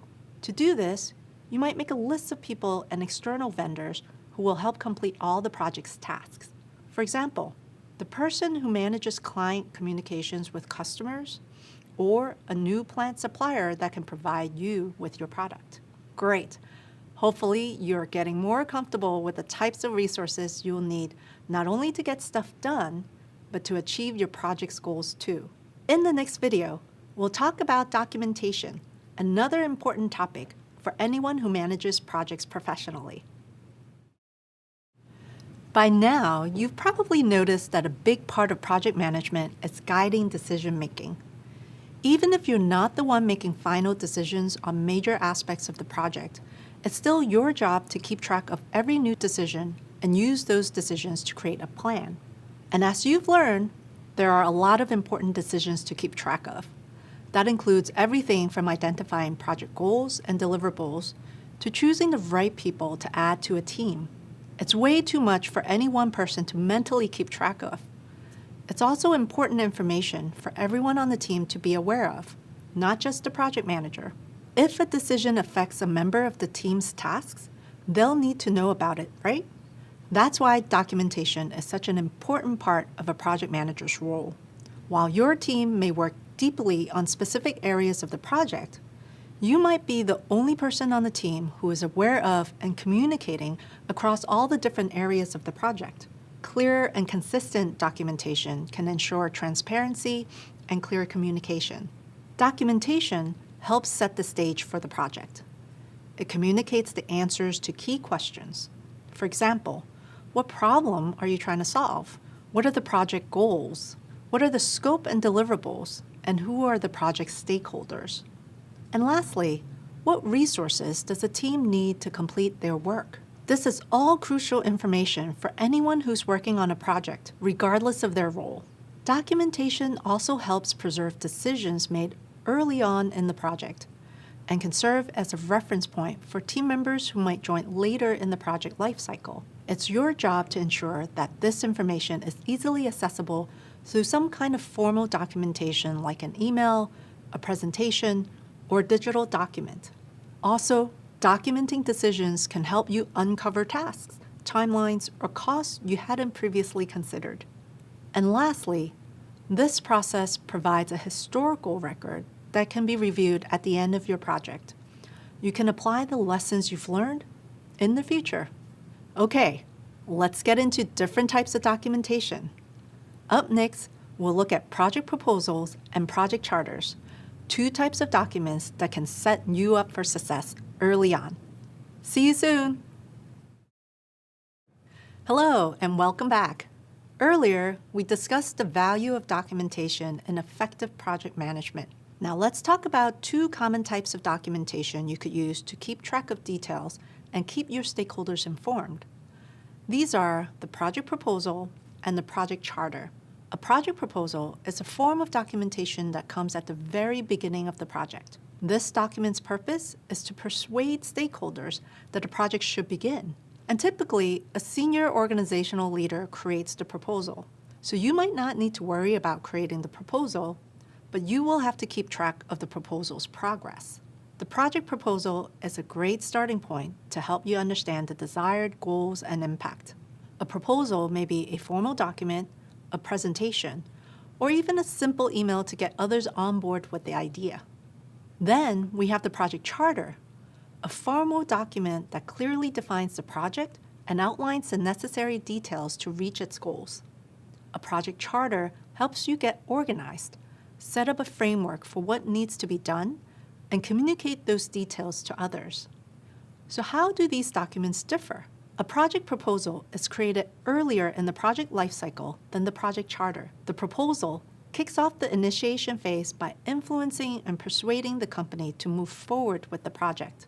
The project charter serves a similar purpose and often comes at the end of the initiation phase. However, its goal is to more clearly define the key details of the project. Another difference between these two documents is that a charter will often serve as a point of reference throughout the life of a project. The proposal is only used at the earliest stages. Now that you know the difference between these two documents, let's take a closer look at the project charter, which you'll learn more about in this module. The project charter makes clear that the benefits of a project outweigh the costs. As you learned earlier in this course, there are a few questions you might ask yourself when performing a cost-benefit analysis. That includes questions like, what value will this project create? How much money could this project save my organization? And how much time will people have to spend on this project? You will include the answers to these questions in your charter. Including this type of information ensures that you and your stakeholders agree on the project value. The charter also helps ensure that you and your stakeholders agree on the details of the project. Project charter approval means that management is supportive, and it's also a key step to ensure that the project matches the needs of the organization.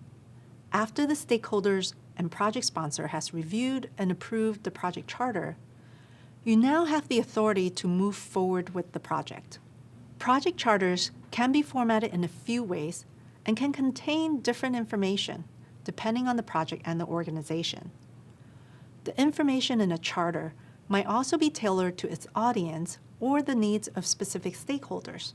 For example, if you're writing a project charter for a stakeholder who is a marketing executive, the charter might include information about how the project will impact the organization's brand. Or if the stakeholder is the chief technology officer, the charter might include information on the costs of engineering resources needed to maintain the project. Regardless of the format or the audience, creating a project charter is a best practice for ensuring that everyone agrees on how to move forward before entering the planning phase. The project charter is a living document. This means that it can evolve as the project progresses. As the project manager, you'll review and refine the charter throughout the process. Now that you know more about the value of a project charter, it's time to learn how to create one. Meet me in the next video to get started. Hi again. Let's talk about how to create a project charter. In the last video, we discussed how project charters are a valuable document for project managers. Project charters are key for securing approval from stakeholders and moving forward. Project charters can also be formatted in many different ways, and there are many different templates available online for you to choose from. Here, we'll use a template that's similar to one that program managers often use at Google. And to fill in each section, we'll use details from your project at Office Green. Ready? Let's take a look. At the top of your charter, you want to add in the name of your project. Let's add in the name of your project at Office Green. It's called Project Plant Pals. You also want to add in a brief summary. Let's type that in. Our plan is to offer high-volume customers small, low-maintenance plans that can thrive in an office environment.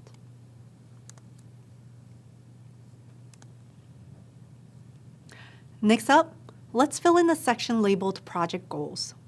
Remember that goals should be SMART.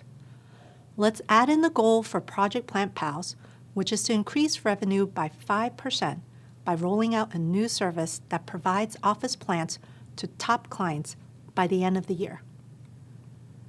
Great! Now let's add in the project deliverable. Remember that a deliverable is a tangible outcome from a project. As you learned earlier, our deliverables for this project are to send 1,000 plants to 100 customers and to launch a new website for orders and customer support. Okay, now let's add in the business case, which captures the reasoning for initiating this project. Let's type in, this is a top requested service from our customers, and it will also improve customer satisfaction and retention.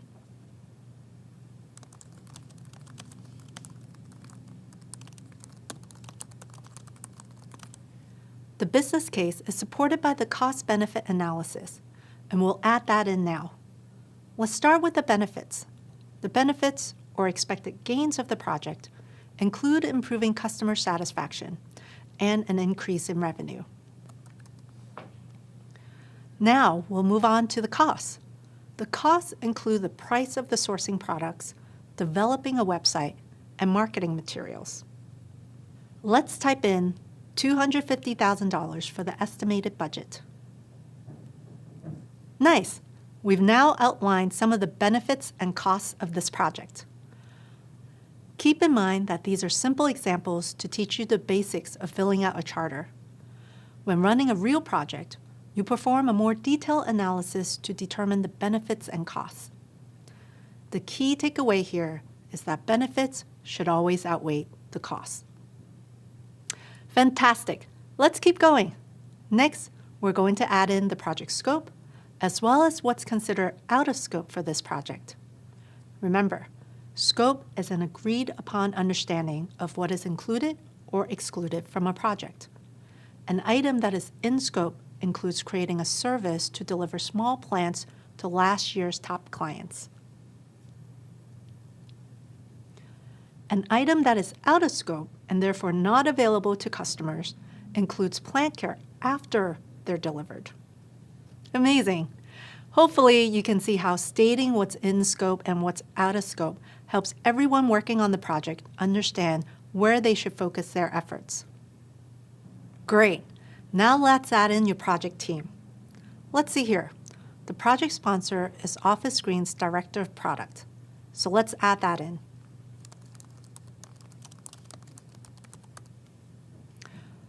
Who is the project lead? Well, that's you. The project team may include marketing associates, website developers, and external plant vendors, and more. So we can add in a few important project team members here.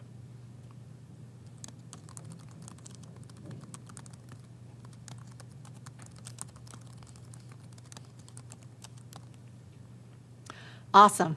Let's move on to additional stakeholders. Additional stakeholders may include the Vice President of Customer Success, who is accountable for customer feedback and corresponding product requests. We can also add in the account manager, who will leverage their existing relationships with top clients. And let's also add in the fulfillment manager, who will help acquire the plants needed to launch this service. We're almost done. Let's add in how we'll measure success. Here, we'll type in that we want to see a 5% increase in revenue by the end of the year. Let's also type in that we want to hit a customer satisfaction rate of 95% 3 months after launch. That's it. The project charter is filled in, and now it's ready to be reviewed by your stakeholders. Now you're done. You've seen how documentation helps form the roots of a project and how it contributes to the project's ultimate success. Like nurturing a plant, you're learning to nurture a project to ensure it's the best it can be. Up next, we'll talk about the tools that project managers rely on to guide their teams and ensure that they complete their tasks. See you soon! As a project manager, tools are some of the most helpful resources you have at your disposal. They're essential for tracking progress, so it's important to keep them top of mind throughout the entire project. Let's talk more about why tools are so useful and why it's important to choose the right ones for your needs. There are lots of different tools out there, and you'll learn more about them later. As a reminder, tools are aids that make it easier for a project manager or team to manage resources and organize work. They're useful because they can help you track detailed information about all kinds of tasks, and they make it easy to communicate with lots of different people.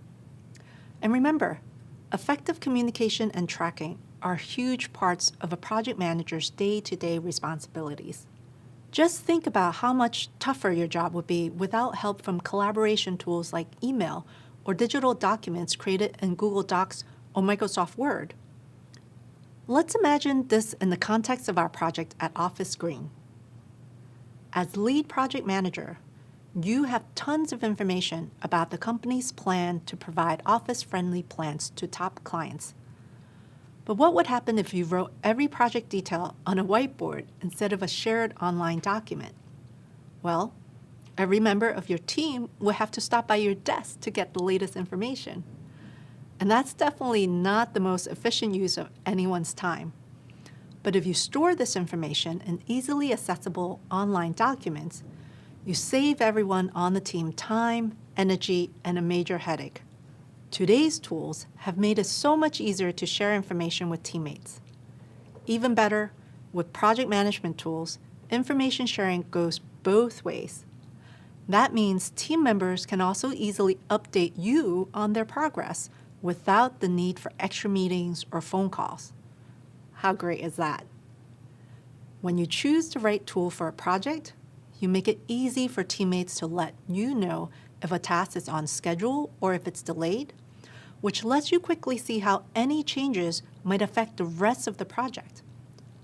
Project management tools increases visibility and transparency for everyone, including stakeholders. You can use a variety of tools to accomplish many different things, like tracking progress on tasks, deliverables, and milestones. Tools can also help you manage a budget, build helpful charts and diagrams, manage contracts and licenses, and keep stakeholders informed. Tools can be straightforward, like digital spreadsheets or documents, or they can be more sophisticated, like scheduling and work management software. It's important to think about the needs of the project when choosing which to use. One thing to keep in mind is that if you choose a more sophisticated tool, your teammates and stakeholders will need some time to get familiar with it. For small projects, that might be more trouble than it's worth. So for small projects, a straightforward tool might be more effective. But if a project has a big scope, then it might be worth the team's time to learn and ultimately work with a more sophisticated project management tool. You should also keep in mind that sometimes you won't have a choice about the types of tools you use. If an organization has already decided to use a specific tool, then you will need to work with what they give you. It's all about remaining flexible. Are you starting to see how you can use tools to keep projects on track? Whether they're straightforward or sophisticated, tools have the power to help you communicate and manage more effectively. Next up, we'll cover some of the most common types of tools for effective project management. See you there. Hi there. So, you've learned about how tools can make you more effective. Now let's learn more about the different types of tools used in project management. These include scheduling and work management software and tools for productivity and collaboration. Let's get started. One common tool type is scheduling and work management software. There are lots of different types of work management software on the market, including popular tools like these. Certain tools may work better for your project depending on a bunch of things. For example, the project methodology you're running or the number of tasks and people involved. So, why would you choose to use scheduling and work management software? Well, it can be really useful for assigning tasks to multiple teammates and for tracking progress on that work. It can also help you visualize your team's progress. For example, if you're using work management software to assign and track tasks, you're more likely to notice if your team completes 50 tasks one week and just 3 tasks the following week. That's a clear sign that you need to check in to see if there's a problem that's blocking progress. If you hadn't been tracking their tasks, you might not have noticed the issue. That's part of the reason why work management software is so useful. It provides an overview of how the project is going, so you know when you need to check in with your teams to get tasks back on track. Another type of project management tool we'll discuss is tools for productivity. Productivity tools can be very helpful for you and your team. This includes word processing tools like Microsoft Word or Google Docs. You can use these to create shared documents with the team, like the project charter we taught you how to fill out earlier. You can also use these tools to build documents like meeting agendas and status updates, and we'll talk more about these in a later course. Spreadsheets are another useful productivity tool. They're versatile, and you can use them to make documents like RACI charts and project plans, as well as other helpful charts you'll learn more about in a later course. And presentations created in tools like Microsoft PowerPoint, Keynote, or Google Slides can be a great way to package your project in a visual, easily digestible way. Now, let's discuss collaboration tools, which you'll probably rely on to work closely with your teammates. These include tools you're probably familiar with, like email and chat. Tools like this can help you quickly and efficiently check in with each other on questions, comments, and other topics related to the project. Productivity tools like documents and spreadsheets, and collaboration tools like email and chat are all pretty simple, which means they're great for smaller projects with fewer tasks and teammates to keep track of. Scheduling and work management software is better for bigger projects with a larger number of tasks and a bigger team of people to manage. Cool. You've learned more about the types of tools available to you, including scheduling and work management software, productivity tools, and collaboration tools. We'll spend the next video diving a bit deeper on some of the most popular project management tools out there. Meet you there. Earlier, you learned about different types of project management tools, from scheduling and work management software to tools for productivity and collaboration. Now let's discuss a few popular tools you might be expected to use or at least be familiar with. There are many different types of work management software that automatically make project planning and tracking a lot easier and that are much more efficient than manual project tracking. One tool that we'll focus on in this program is Asana. Asana is a work management platform that helps teams plan and coordinate their work, from daily tasks to strategic initiatives. Asana provides a living system and a source of truth where everyone's work lives. With Asana, everyone can see, discuss, and manage team priorities, giving teams clarity on who is doing what by when. It's great for building project plans, assigning tasks, automating workflows, tracking progress, and communicating with stakeholders. As a project manager, you can use Asana to create a log of tasks, like gathering cost estimates from external vendors and assign a task to people on the team. All tasks are visible and organized in the format of the project manager's choice, like in a list or on a calendar, and designed to drive transparency and connection with all the tasks related to the overall goal. It's easy to use with external stakeholders as well, because within Asana, you can share status updates and other communications with people outside your company. Another great tool we'll focus on throughout this program is the spreadsheet. Spreadsheets are extremely versatile, and you can use them for a wide range of tasks, from creating timelines and building charts to managing budgets and tracking tasks. You can add and view project information in a variety of formats depending on what you need in the moment. For example, let's say you enter a list of tasks, due dates, completion statuses, and task owners into a spreadsheet. From there, it's very simple to sort the list by due date to see what's due next.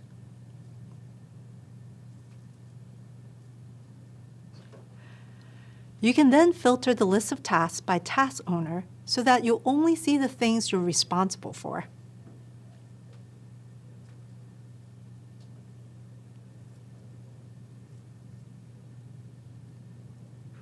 You can also highlight the rows of the sheet in different colors to visually illustrate the tasks with the least progress. With spreadsheets, you can easily transform, visualize, and manipulate information. Spreadsheets and more comprehensive tools like Asana are just two options for effective project management. And it's a good idea to get a basic understanding of a variety of software options out there. Then, if your company doesn't have a standard software tool, you can choose the right one for the project needs. Being able to recommend the right tool for the job can be a great way to add value to your team at the beginning of a project. Keep in mind, however, that software options are constantly changing, from the addition of new features to the launch of new tools. There's no way for you to know every software available, and no company would expect that of you. Many of these tools have similar functionality like task tracking and task assignment. So if you understand one tool deeply, you should be able to easily adapt to a new tool on the job. Now that you've learned a bit more about Asana and the power of spreadsheets, take some time to explore these tools, since we'll be working with them later in the program. Coming up, you'll hear from a project manager who will tell you all about their experience using tools during their day-to-day role at Google. Stay tuned.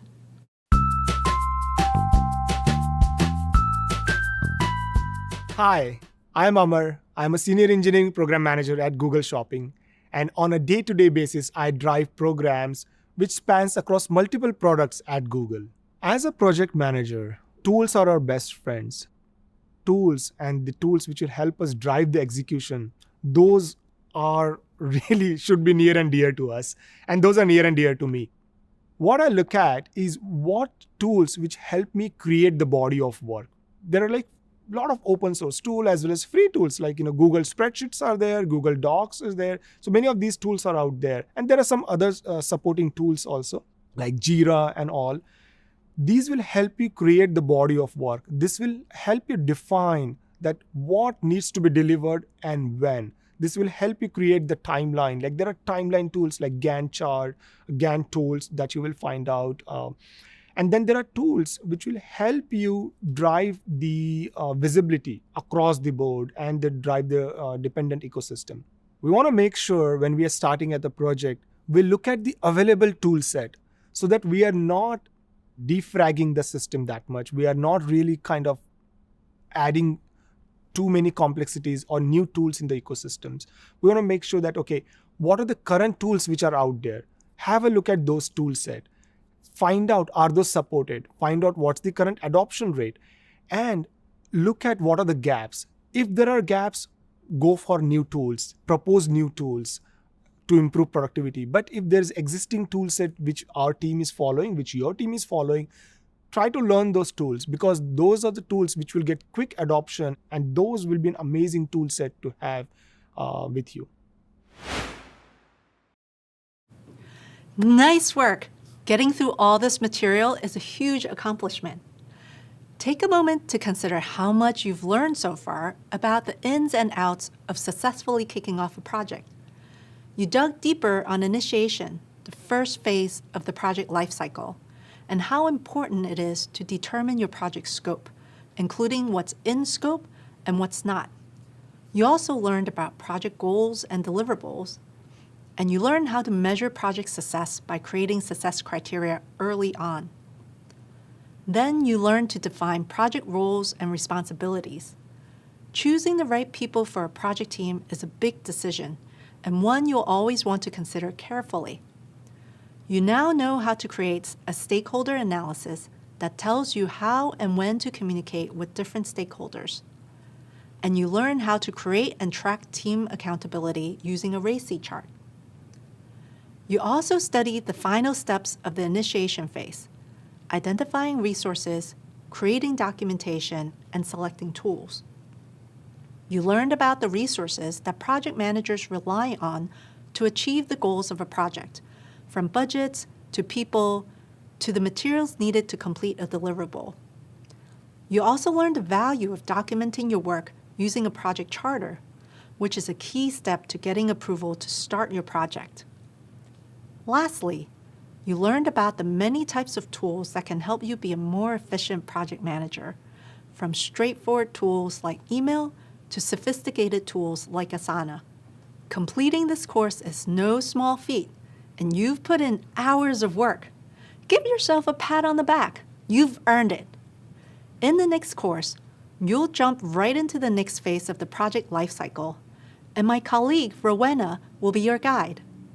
Get ready to have some fun as Rowena shows you the ropes of serious project planning.